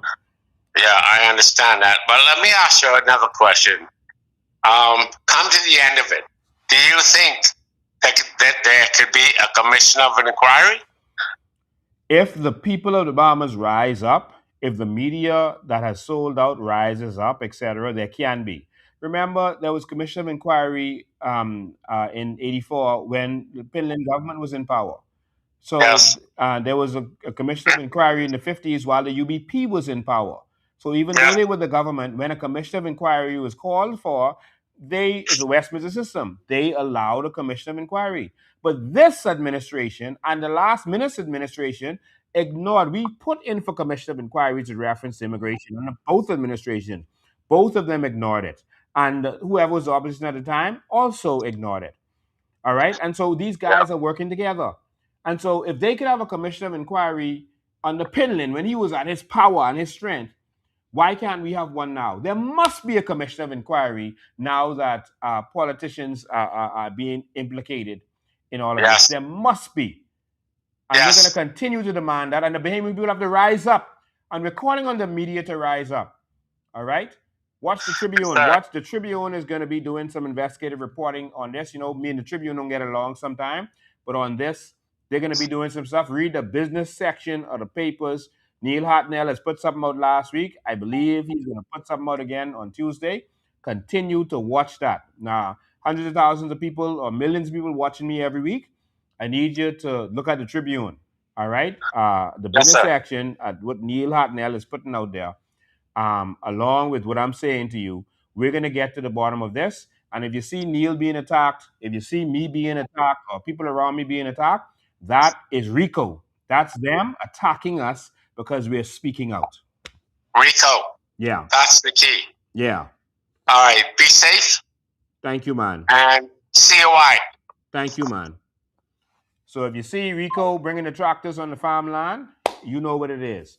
If you see them trying to put stuff on me and charge me with stuff and all this kind of stuff, you know exactly what it is. All right? We got to stand up against this corruption going on in this country. 8035995. 8035995 is the number. I'll probably give you all like 10 more minutes. Call you live. Go ahead. Okay, we lost him. 8035995 is the number. What do you think about all of this? This West End connection. Everything is starting to line up and make sense about what has been going on. We gotta get our country back. We gotta get this right. All right? We gotta fix this and get this right. We got to fix this. Gotta fix this, man.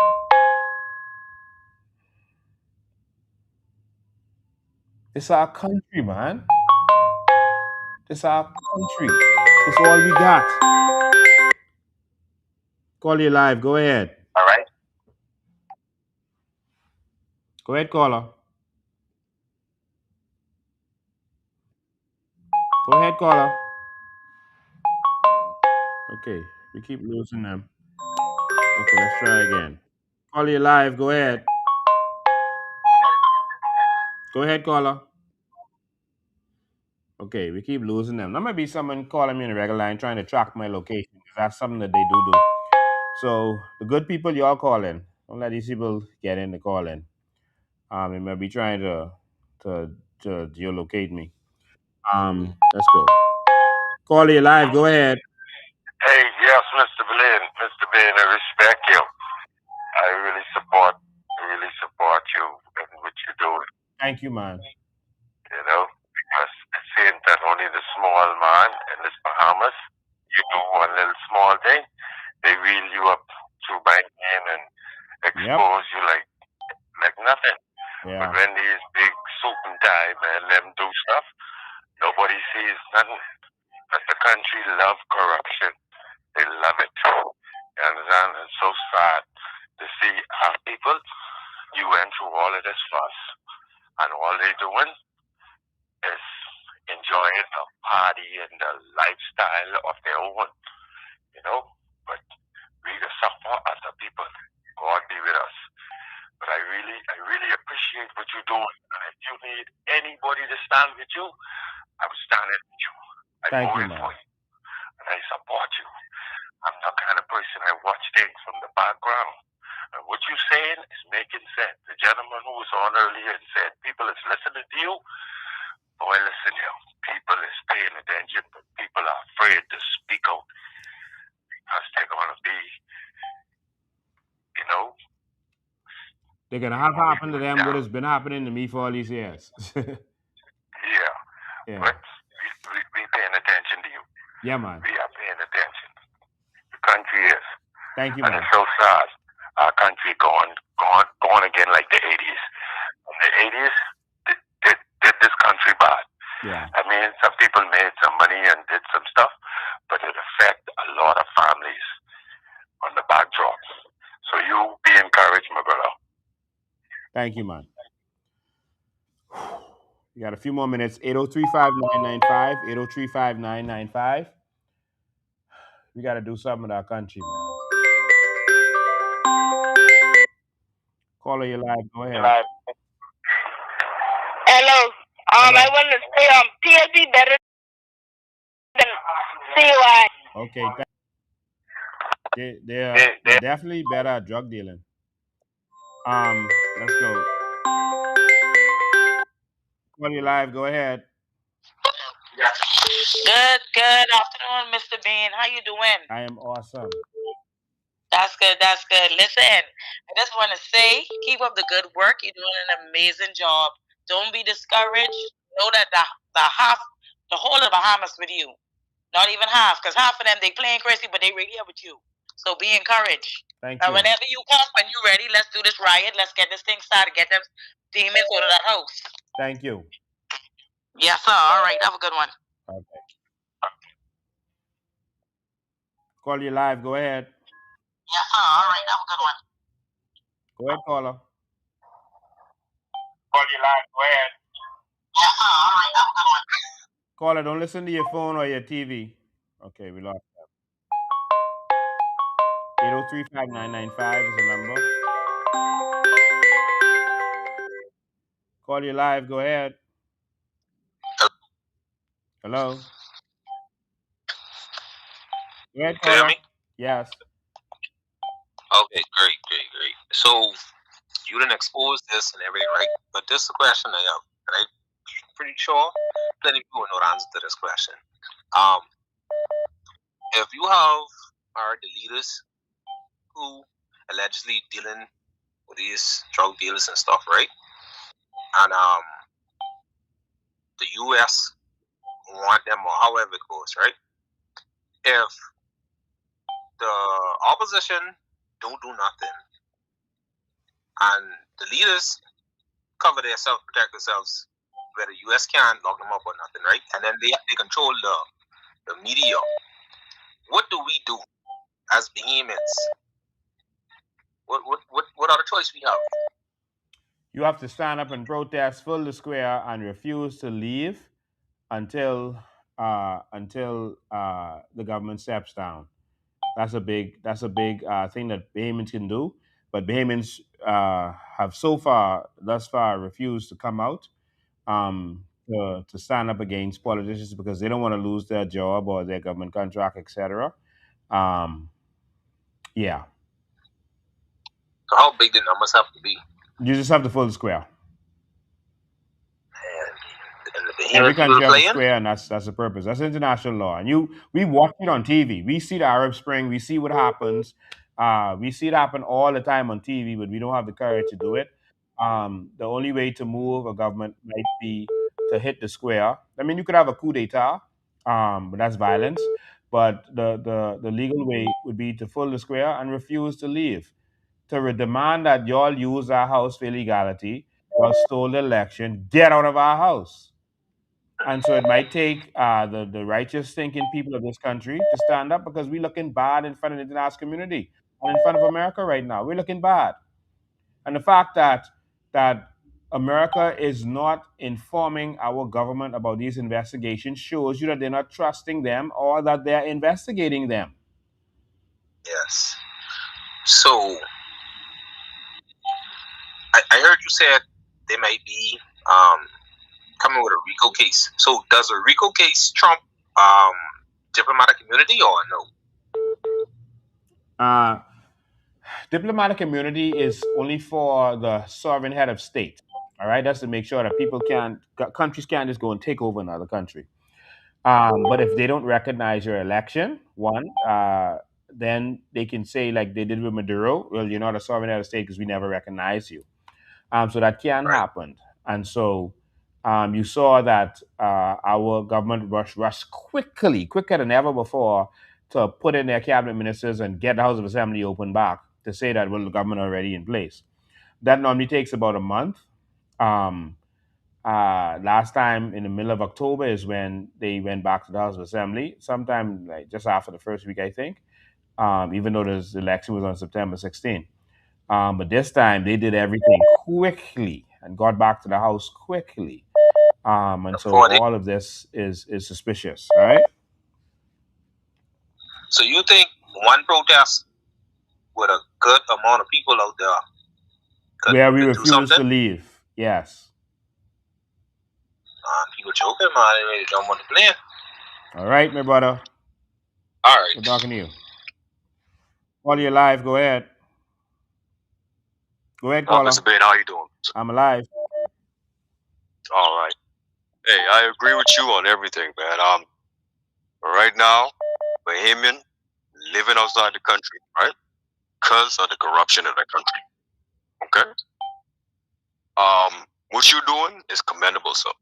Don't ever stop. I commend you, Charlotte, Maria, all the things y'all doing in that country is what needs to be done. Like you said, that square should be filled with angry Bahamians who know the corruption that's going on in this country. It's not that they don't know. They're complicit in the corruption. We like corruption. Okay? Remember, for the past, I can't even tell you, 80s straight to the 90s up to the 2000s. Every time it's a PLP, every time it's an election, you have people talking about how we need to bring this PLP government back in to bring the drugs in. Right? Yeah. That is always being said. So we already know what the situation is with them. Now, we want to vote them in for a couple of dollars when we losing our soul, we losing our country for a couple of dollars. But at the end of the day, like you say, protest wins. We should fill that square. Yeah. Overturn what's supposed to be, what was not even a legitimate election, as you said, with people who were not supposed to vote in that election.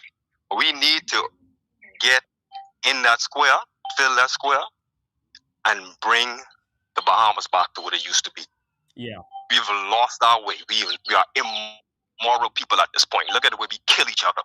Yeah. Yeah. Look at the way we hate each other. We have lost our morality. We gotta fix it, man. Okay. And we will. And all right. At the end of the day, Lincoln, when you get back over there, if they say if they try to touch you, I implore every Bahamian to get out, and if they have to rip the bars off the jail themselves to get you out, make sure that it's done. Thank you. That's all I have to say. Thank you, man. You have a good evening, Mr. Ben. Caller, you live. Go ahead. Go ahead, caller. Finger. Yes. Finger. Yes. Mr. Ben. Yes. The PLP of this country fuck up. Yes. Fuck right up. And I'm tired. Yeah. Mr. Ben, Yes. you understand me, right? Yep. I ready you know, I ready to go bomb the place. I know you're speaking figuratively. Call you live. Go ahead. Hey, good day, Mr. Ben. How are you doing today? I'm awesome. I have a quick question, right? I just want to ask only one question here. If we were to have a by-election for West Grandmama, will you run as the next member of parliament for West Grandmama for the COI? I don't have permission to make any kind of statement like that. The last time I ran is because the party wanted me to run. They asked me to run. I didn't want to run. And so the party would have to make that decision. Okay, that's all I wanted to know, sir. Yeah, the party would have to make that decision.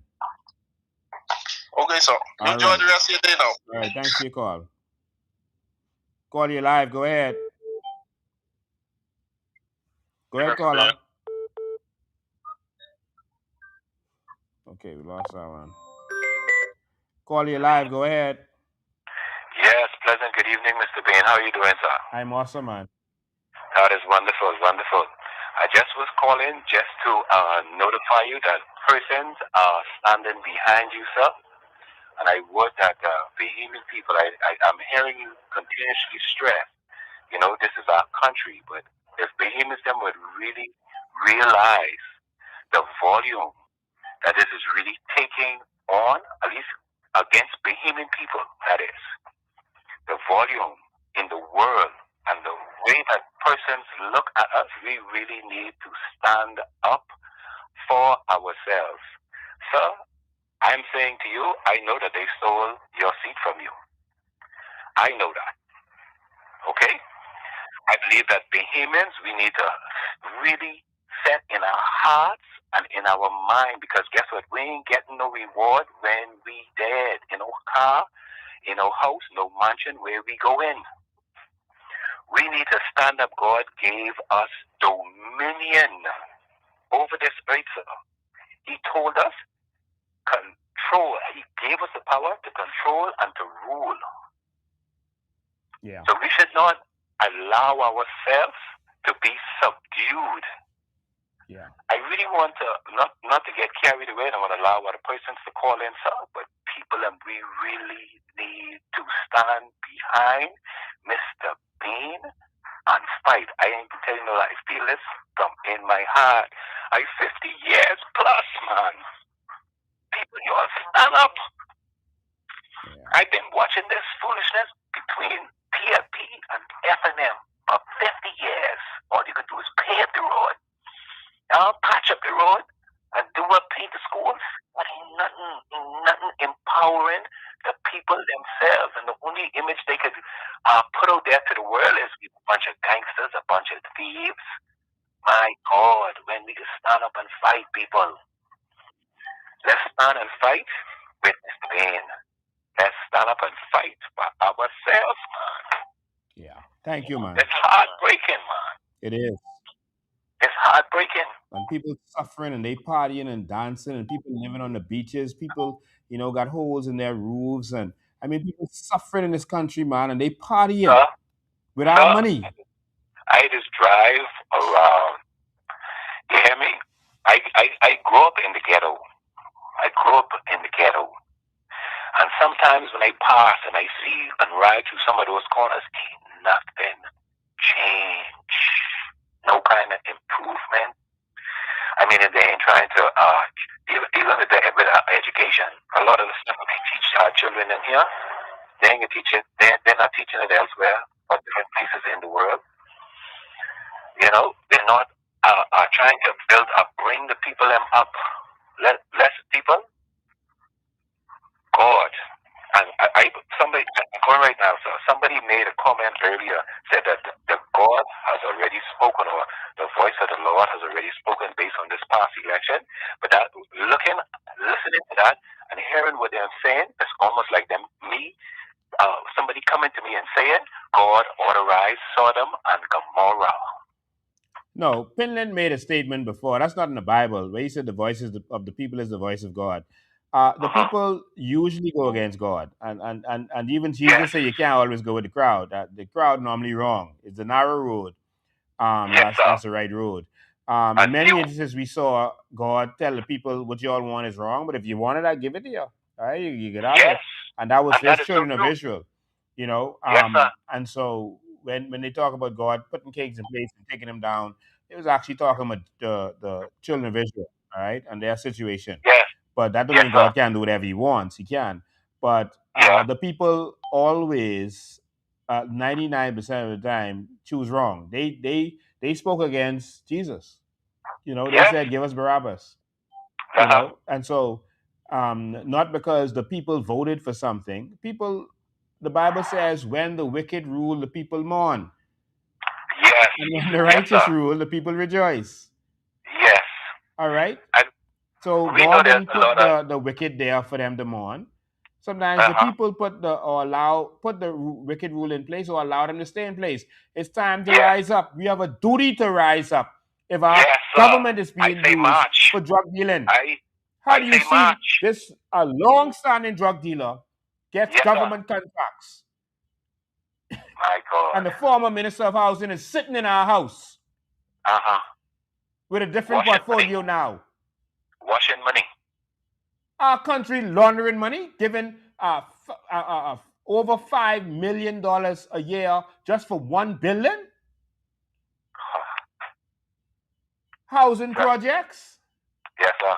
No man. You know Mm-hmm. how America's looking at us? I've sat in front of them. Do you know how they're looking at us? But we right at their doorstep. More or less you could say to their back door. You understand? Thanks for your call, man. Yes, sir. All right. Callers, that's all I can do for today. If you all don't see a need to stand up and fight against this corrupt government, then I don't know what else to say. I'll take this call. People are talking about another alleged drug dealer in Grand Bahama. Hold the line, call. I'll get right with you. And their relationship to Kingsley Smith. They're talking about Ellie or whatever. That Ellie worked with Player or whatever, and that Kingsley and them as classmates and work together. You know, I deal with facts and papers and evidence, and so, but we can all see everything coming together, particularly with what's going on there, particularly with the murder that happened with Links Jones, particularly with the airport and them wanting to buy that and get the blessing to meet with, to have a general set up a meeting with the MP and all this kind of stuff. And all this is alleged, but all of this is now coming together and making sense. Man, we got to do something, man. Call you live. Go ahead. Good afternoon, Mr. Man. Good afternoon. Mr. Man, my question is, what is to stop the United States law enforcement from going anywhere in this region to pick up anyone that's indicted for crimes against the United States of America? The DEA annual budget allocation is about $3 billion annually. The CIA budgetary allocation is $2.5 billion annually. What is going to stop them? Do you get where I'm coming from, Mr. Bing? Yeah. Our national, our annual budgetary allocation is what it is, about $3 billion, Mr. Bing. Yeah. You compare that with just one law enforcement portfolio for the United States government, and they are getting what our national allocation is. So they have all the resources they need. Now, Mr. Davis, for now, if he does anything that is going to cause any indictments against him, for now, he would be get left alone. But that doesn't speak for the rest of the government. And that's what I need people to understand in the Bahamas. You cannot be thinking that they're not minding their business. They have a whole embassy in the Bahamas. You remember USAID, they send money all around the world, the countries for every reason under the sun. Some of them don't even make, some of the reasons doesn't even make any sense. If you're taking money from a country they must be able to have some influence on what you're doing. But don't take nothing from them. That's all I have to say, Mr. B. All right, thank you. So I got a call from Ed Curling. Ed Curling is called the Sandman. He's one of the biggest financiers of the FNM. He was actually trying to buy a plane for them at one point before the snap election was called to help them campaign and all that. He has the San Aragonite contract he's been benefiting from for a long time. He sent me a text. He was trying to call into the show, but he sent me a text. He said, "Can appreciate." Hold the line. Hold the line one sec, caller. Hold the line. He said, I can appreciate your show with Fox. To talk about hearsay, in my humble opinion, you are very wrong to call the gentleman name. I think he's talking about Kingsley Smith. I'm wrong to call his name. Even in the court of law, they take evidence and they take affidavits from persons. Evidence is not only papers and video, etc. It's also witness testimony. All right. And so I want you to understand that I would not have said that unless I had a witness testimony. Edward Curling, I'll just give you a little snippet, all right? But I want you to understand that Kingsley Smith, I can't say what their conversation was, but Kingsley Smith uh, was in the House of Assembly meeting with the CI or confidential informant with by Ravi Roll, all right? And I think it's DJ Ferguson, the pilot, the drug pilot. All right? Listen very carefully. I hope you can hear this very well. And listen to me, man. I giving you first-hand information. The conversation they talking about is the CI would go on there with me to talk with West End Gen Project. That's how they come on in the beginning. All right? I revealing a secret to you because I reveal this shit. I have an uncle who work in intelligence in America. That's how I know these people is targeted. I only let this play out. And other people involved because they couldn't see Lincoln. Wow. The government see them. That's why I'm telling you. I only call you on behalf of. Listen to me. And so the gentleman, that's Ravi Rule, saying that he took the CI, the confidential informant, to the House of Assembly, and that's who met with Kingsley Smith. He said initially they came talking about the GIN project, etc. And we know now, we understand why they were talking about the GIN project. And then it switched into the drug conversation.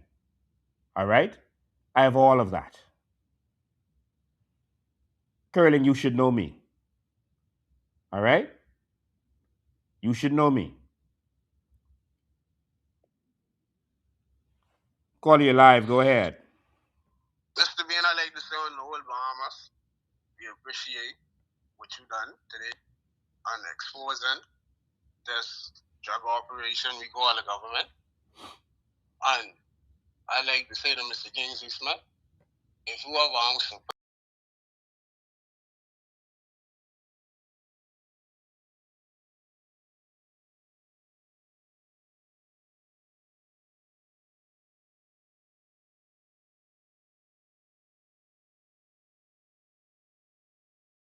be wrong, and just excuse my language, the boy should be ready to one. But I like to say on the whole Bahamas, we appreciate you and keep up the good work and stay safe, my brother. Thank you. Yes, sir. All right, man.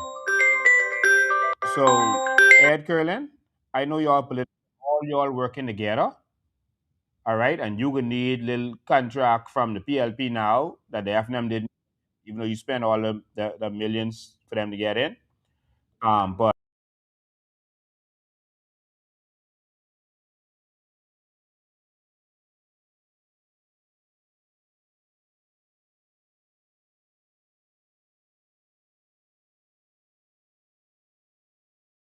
call you live. Hey, Mr. Ben. Yeah, go ahead, man. Hey, Mr. Ben. Yes. Mr. Ben. Yes, I would you're like live. to tell you, as a young bear man, but they watch them, not just them, just government and all these corrupt old people doing to the young people of this country is wrong, bro. And it's being exposed because too much mothers crying for their sons who get locked up, getting killed. The same trade with if the older men were supposed to be back, the older men were supposed to be protecting us and making it better for us, and the younger ones were behind us. If they ain't trying to save our country by Mr. Ben, who's supposed to be trying? Yeah. Mr. Ben, I commend you, and I ask the Bahamian people for you to stand up and wake up, because hey, y'all realize in the last 5 years how much young people have been committing suicide, need help, bro, and y'all see what God exposing, bro. Corruption shit big and people hurting, bro, and y'all voting the shit back in. Wow. Hey, Mr. B, hey, people in this country need to stand up and make a change. And I thank you for standing up for some young people who don't have no one, but keep it up, baby. Thank you, man. Someone says, Mr. Bain, you could have put that person's life in danger by one, revealing his name, and two, playing his voice note. That was very irresponsible. What is irresponsible is going to our House of Assembly and doing a drug deal in our House of Assembly. That's what's irresponsible. All right? What's irresponsible is the way our country is being run like a drug mafia. That's irresponsible. We need to fix our country, and you're worrying about the wrong things.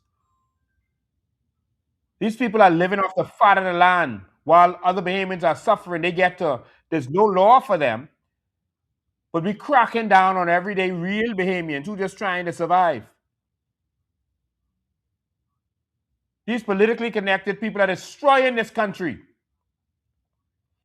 You could hate it or love it. I am going to say what the Lord tells me to say and do what He tells me to do, and I will suffer the consequences, even if I got to put my head on the pallet. Even if I got to go stand up on top of the cross. But our country needs to be fixed. And as us covering up for these dark situations was destroying our country, and people being afraid to lose contracts, and people protecting the evildoers in this country, and attacking the good activists and the people who trying to do right, like Mario Moxy, threatening me to attack everyone on the farmland because of me, because I choose to stand up and speak what's right. That's the kind of country we must live in. What puts your life in danger when you go into drug dealing? Call, I coming to you right now. It's a drug dealing lifestyle. You know, he could be killed or arrested at any time. He knows that. Now, what I'm doing is, Kingsley Smith, if what he is saying is true, because who knows? If what he's saying is true, turn yourself in. Turn informant. Say who the big fish is you's working for. If what he's saying is true, he needs to turn himself in. It's simple as that. You need to stop countenancing evil.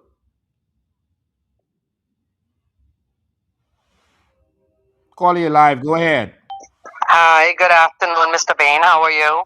I'm good. Okay, just calling to let you know what you said was the truth. They're already down there on the farmland. They had 3 tractors down there now for 2 days ripping up. What? Yes, sir. I just passed again today. They working on Sunday too. They're ripping up the land, got the tractors and Government just everything work on down there. Sunday? Government? It's government night. All right. I'll Okay. deal with that. Thank Okay. you.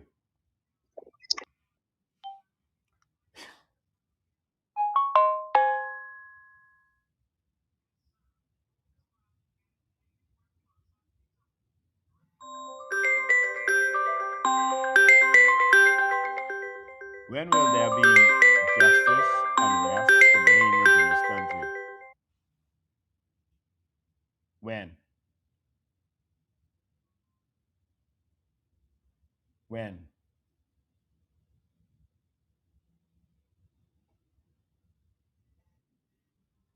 And I know they had started on the far part. They did some stuff where they said they was going to put a solar farm around by the airport road by the roundabout. Um, but listen, when will there be rest for good, decent Bahamians? I remember when they had sent Carol down there and he had harassed those persons, pulled gun on elderly couple. I mean, there's people in their 70s and 80s. Um, searched a female, a teacher, an elderly teacher, a woman. Only on him in the back there. And he did what he had to do. I mean, this.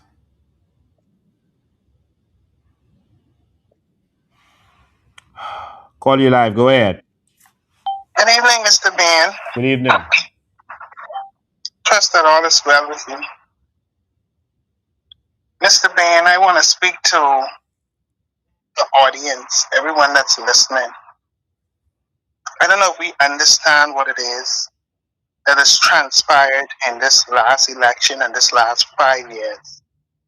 But we have watched you and your team sacrifice your lives.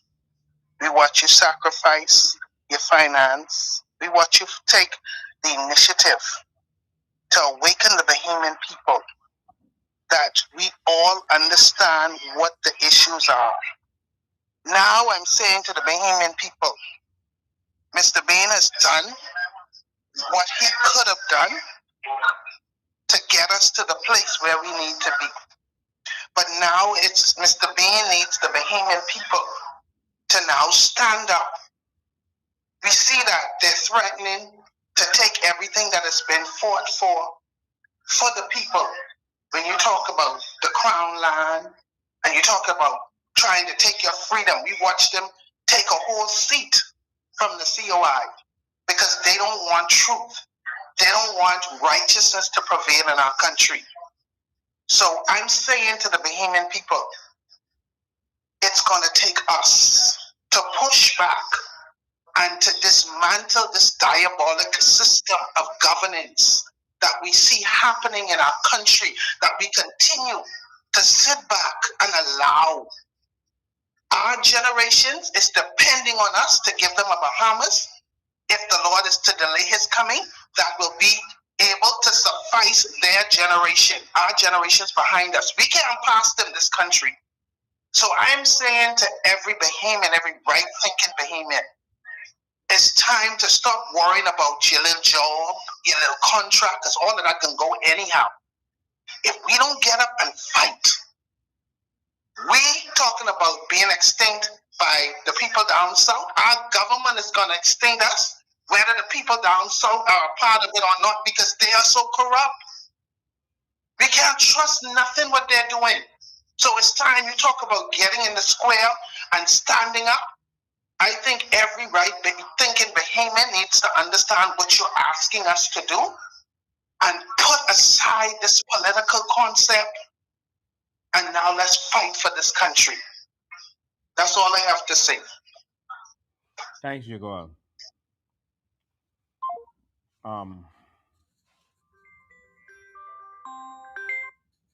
Call you live. Go ahead. Mr. Ben, listen, I think we need to go to the square. I understood that they tearing up the land. We need to go to the square. Yeah. All right. Thanks for your call. Stay tuned. Stay tuned. It's Devon Ravi Rule. Man, listen to me, man. I giving you first-hand information. The conversation they talking about is the CI would go on there with me to talk with West End Gin Project. That's how they come on in the beginning. All right? I revealing a secret to you because I reveal this shit. I have an uncle who work in intelligence in America. That's how I know these people are targeted. I only let this play out. And other people involved because they couldn't see it, Lincoln. Wow. The government see this from a million miles away. That's why I'm telling you, I only call you. So, ladies and gentlemen, we got to decide what we can do with our country. They can do what they want to me. I only doing this because I love my country and I love my people. But we as a people got to decide if we can let our country be run like a drug mafia. Call your live. Go ahead. Go How ahead, you doing? caller. Trying to get to it. Caller, you live. Go ahead. You could hear me? Yeah, barely. Okay. Let me turn it up. Just What about talking the now? You mic. can hear me now? Yeah, that's better. Okay. Yeah. I'm calling from Freeport, and we around the image of Freeport. Plenty of us Freeport too. I marched to and was running for West. Put your I mouth like straight to the calling. mic. Put your mouth straight to the mic so we can hear you. Okay. What about now? Yeah. Okay, yeah. And I marched with you when you was running for West NC. Um, you know, God is watching over the Bahamas right now, and I feel that for 40 years or more, we ain't been going nowhere.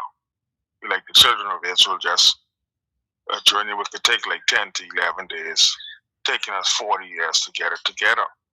So we have opposition now, which is the COI, which in many of my colleagues supporting. The older Bahamians getting theirs. They ain't thinking about the next generation. They're gonna leave the next generation weak and dumb. And Miles Monroe talk about it. And we can get overcome if we don't stand up. If you eating and you don't see your fellow Bahamian ain't eating, and you think that everything all right in your house, you're wrong. Because the same Bahamians that you neglecting can be the ones to overthrow the party that you supporting. Because I was a swing voter, I ain't loyal to nobody. But right now I feel in the COI a little while now. And if you eating from contracts and you ain't thinking about the next smaller Bahamian, you living in your house, you get generator power cut off, think about those Bahamians who don't have it. All of us supposed to be one. And Mr. Ben, I support you and I pray God protection and hedge around you. That's all I gotta say. Thank you. God bless. Call your live. Go ahead. Go ahead, call your live. Yes, good evening, Mr. Bain. How you doing? I'm alive. I want to hear the awesome. Let's hear awesome. I'm Anyway, awesome, man. Mr. Bain, I want to congratulate you on a race well ran that you ran. I want to say that you did an awesome job. You opened the eyes of a lot of Bahamian people who was unaware and didn't know their rights and what's going on in the Bahamas. I'm sure that outcome should have been different. So I want to mention one or two things. And I know you only deal with facts, and I'm dealing with facts, but I'm also dealing with things that I know. I don't know if you remember, there was a trip some time ago to Uganda. Right. Okay, they did not go to Uganda to visit the guerrillas. The Museveni, who's the president of Uganda, won the election 4 or 5 days before they did. Okay, for 7 years. He's been in power for 40 years. He cheated his way in. They were there. They got counseling from Museveni, president of Uganda. Then I'm gonna bring up another part here, Mr. Bain. Why would they hire a fraudster, a voter fraudster, one of the biggest fraudsters, never finished college? I'm gonna bring this up, and I know, this is on me. Okay, I take responsibility of this. Roger Stone.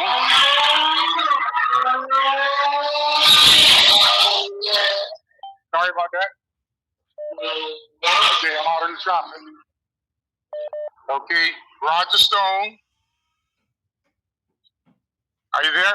Yeah, I'm here. Okay, yeah. Roger Stone was hired $250,000 a month of Bahamian people, tax people money. He was the biggest tax cheat, 7 felonies. They hired him just before the election. They know it. They know they're corrupt. They are corrupt. And it's going to come to surface. They've done a lot of filth. The drug dealing, human trafficking, U.S. knows it. But when the hammer comes down, you can only run for so long. But when the hammer comes down, it's going to slam them hard. Yeah. Brave David knows it. So, Mr. Bain, I want to come again, congratulate you. You opened the eyes of the Bahamian people, and there's more to come. Yeah. They will be seeing more. They made promises that they can't keep, and they won't. Hello? Oh, we lost it. Call you live. Go ahead. Hi, good evening, Mr. Bean, and good evening, Bahamas. Good I was evening. listening to the live, and I am very distraught, especially when I hear grown men crying. Sometimes it makes you feel hopeless when you hear things like that, because you know our men are known as kings of the land. But you know what is sad? It is sad that when the people give their demands or state what they expect or want or need from the government goes against the will of the people. Voted against certain things, but the government said yes. When the people said no. But I'm listening to that. I've received calls from people stating that the government is on the crown land, the government is ripping up the land. People have already invested in the land. I am one of those. My foundation is down, my wells are dug, all of my trees are planted, and this is what they decide to do. We have had foreigners possessing our land for decades, and the governments of the Bahamas never did anything about it. But they decided to come because they are powerful to take away from the people who toiled and fought for their land.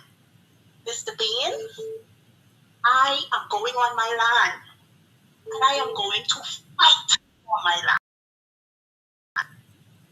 I'm going to fight my land. I am going to stand, and I am not going to back down. And whoever the citizen is, the citizen, be it Bahamian or foreigner, I will fight them as well. We know that the government is corrupt. We have been educated on the land in the Bahamas. The government is the overseer. That's it, not the owners. How dare they go around taking from Bahamians and we just laying down and lax because it's our party colors? Do you see why some Bahamians are angry and speaking the way that they are speaking? You're pushing a person in a corner and they cannot get out. What is there left for them to do when you can't get out and you are fighting for your survival? They steal, and steal. They are corrupt dogs. And the Christian leaders that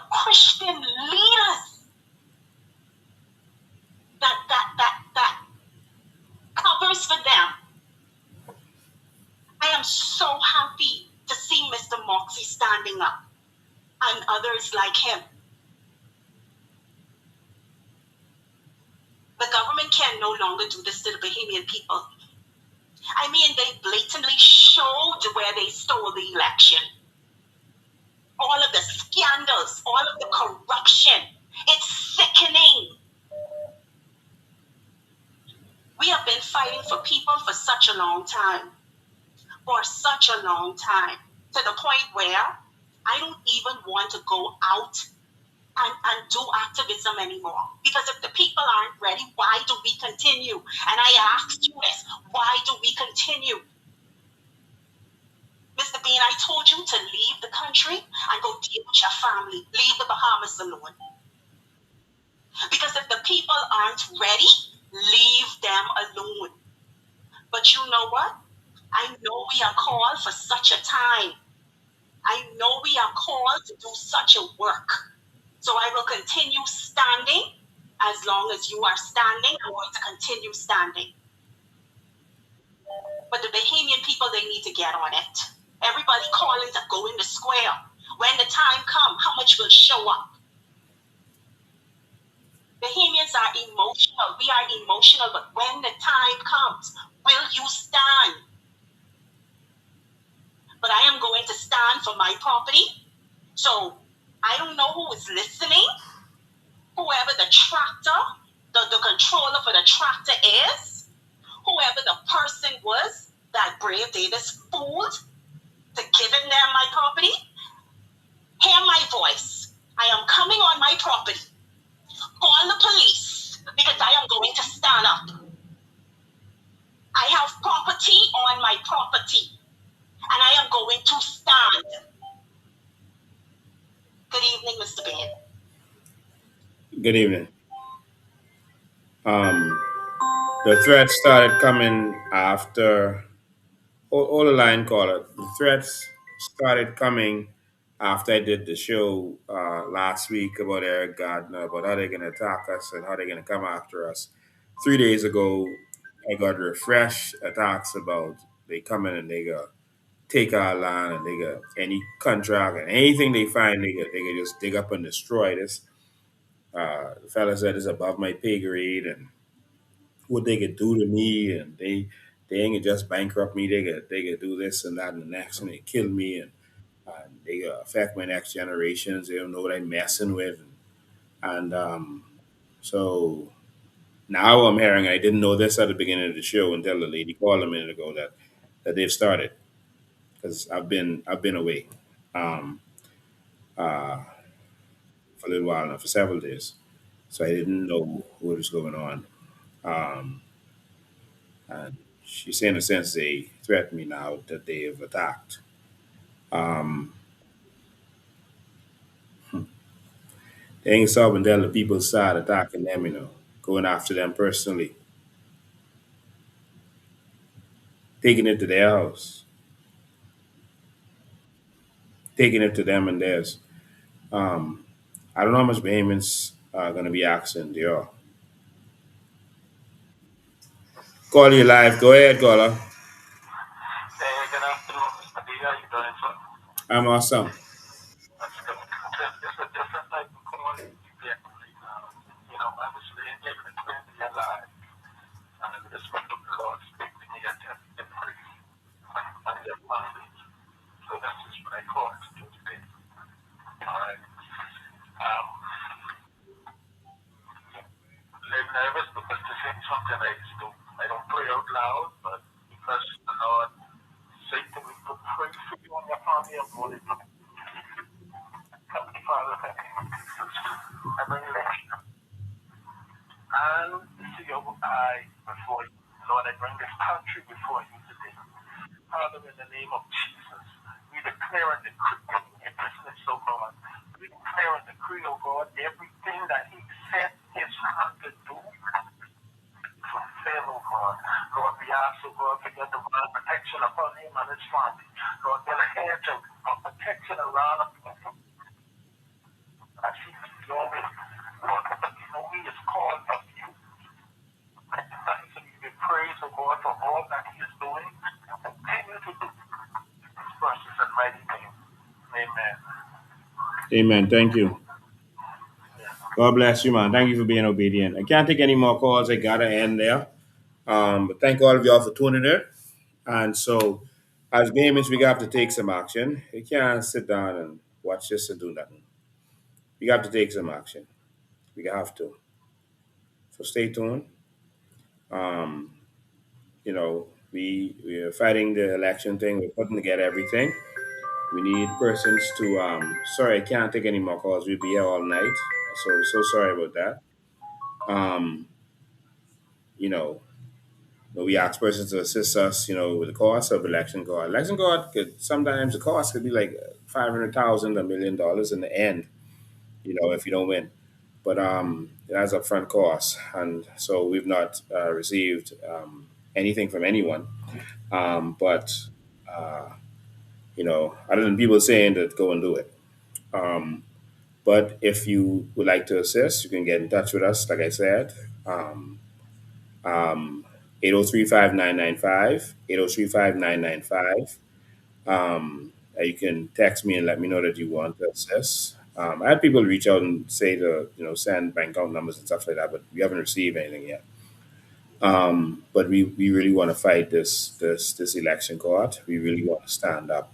So we need more than just person saying go for it, go do it. So help out where you can if you can. If I got to go stand in front of tractors, I wonder if I could be there by myself. I don't know. Um, you know, if we have to go in the square, who's going to stand up for this one country we got and our reputation and fight for the reputation of this country so it's not destroyed, so that your children have something to inherit? I can tell you that our country is going to start getting punished for the actions of our leaders, and we're going to suffer while they're doing well. They can move to another country and live. You see, Player and them got companies and bank accounts and all that stuff in Panama, and so they can go anywhere and live and have a good life, them and theirs. But it's also got to stay here and suffer. So the question is, what are we going to do? All right. The question is, what are we going to do as a people? All right. So um, any tractor driver that might be willing to take on their threat to disenfranchise Bahamians, to disenfranchise Bahamians, when they got all kind of shanty towns still around this place, they knock down a couple houses to make it look good, then use our money and our $1,200 a month from social services to give them housing to pretend that they was doing something. But those shanty towns are bigger than ever now. But they uh, decide they're gonna fool people. It hurts me when my activism hurts the people around me. This case, I get teased about and tormented about was because my business burned down and everyone around me lost because of my activism. I could have mind my own business and done well, but I chose to stand up for the Bahamian people. But in the end, you gotta take the ridicule for yourself and have people call you all kind of names and attack you, um, laugh at you, when you lose cases over this thing that's clearly political cases and even be threatened with bankruptcy and all this kind of stuff. But they don't care about the fact that you just chose to stand up for some Bahamians who couldn't stand up for themselves. And there's repercussions for that. They don't care about the fact that, none of us can get any jobs or contracts in this country because we choose to stand up, but they'll say, y'all keep going. And guess what? This is the only country we got, so we're going to keep going. All I ask is for the Bahamian people to stand up, to finally stand up. We can't let them use our country like no drug mafia, man. This can't happen. This can't happen. Politics aside, this can't happen. This can't happen. We'll see you all next time.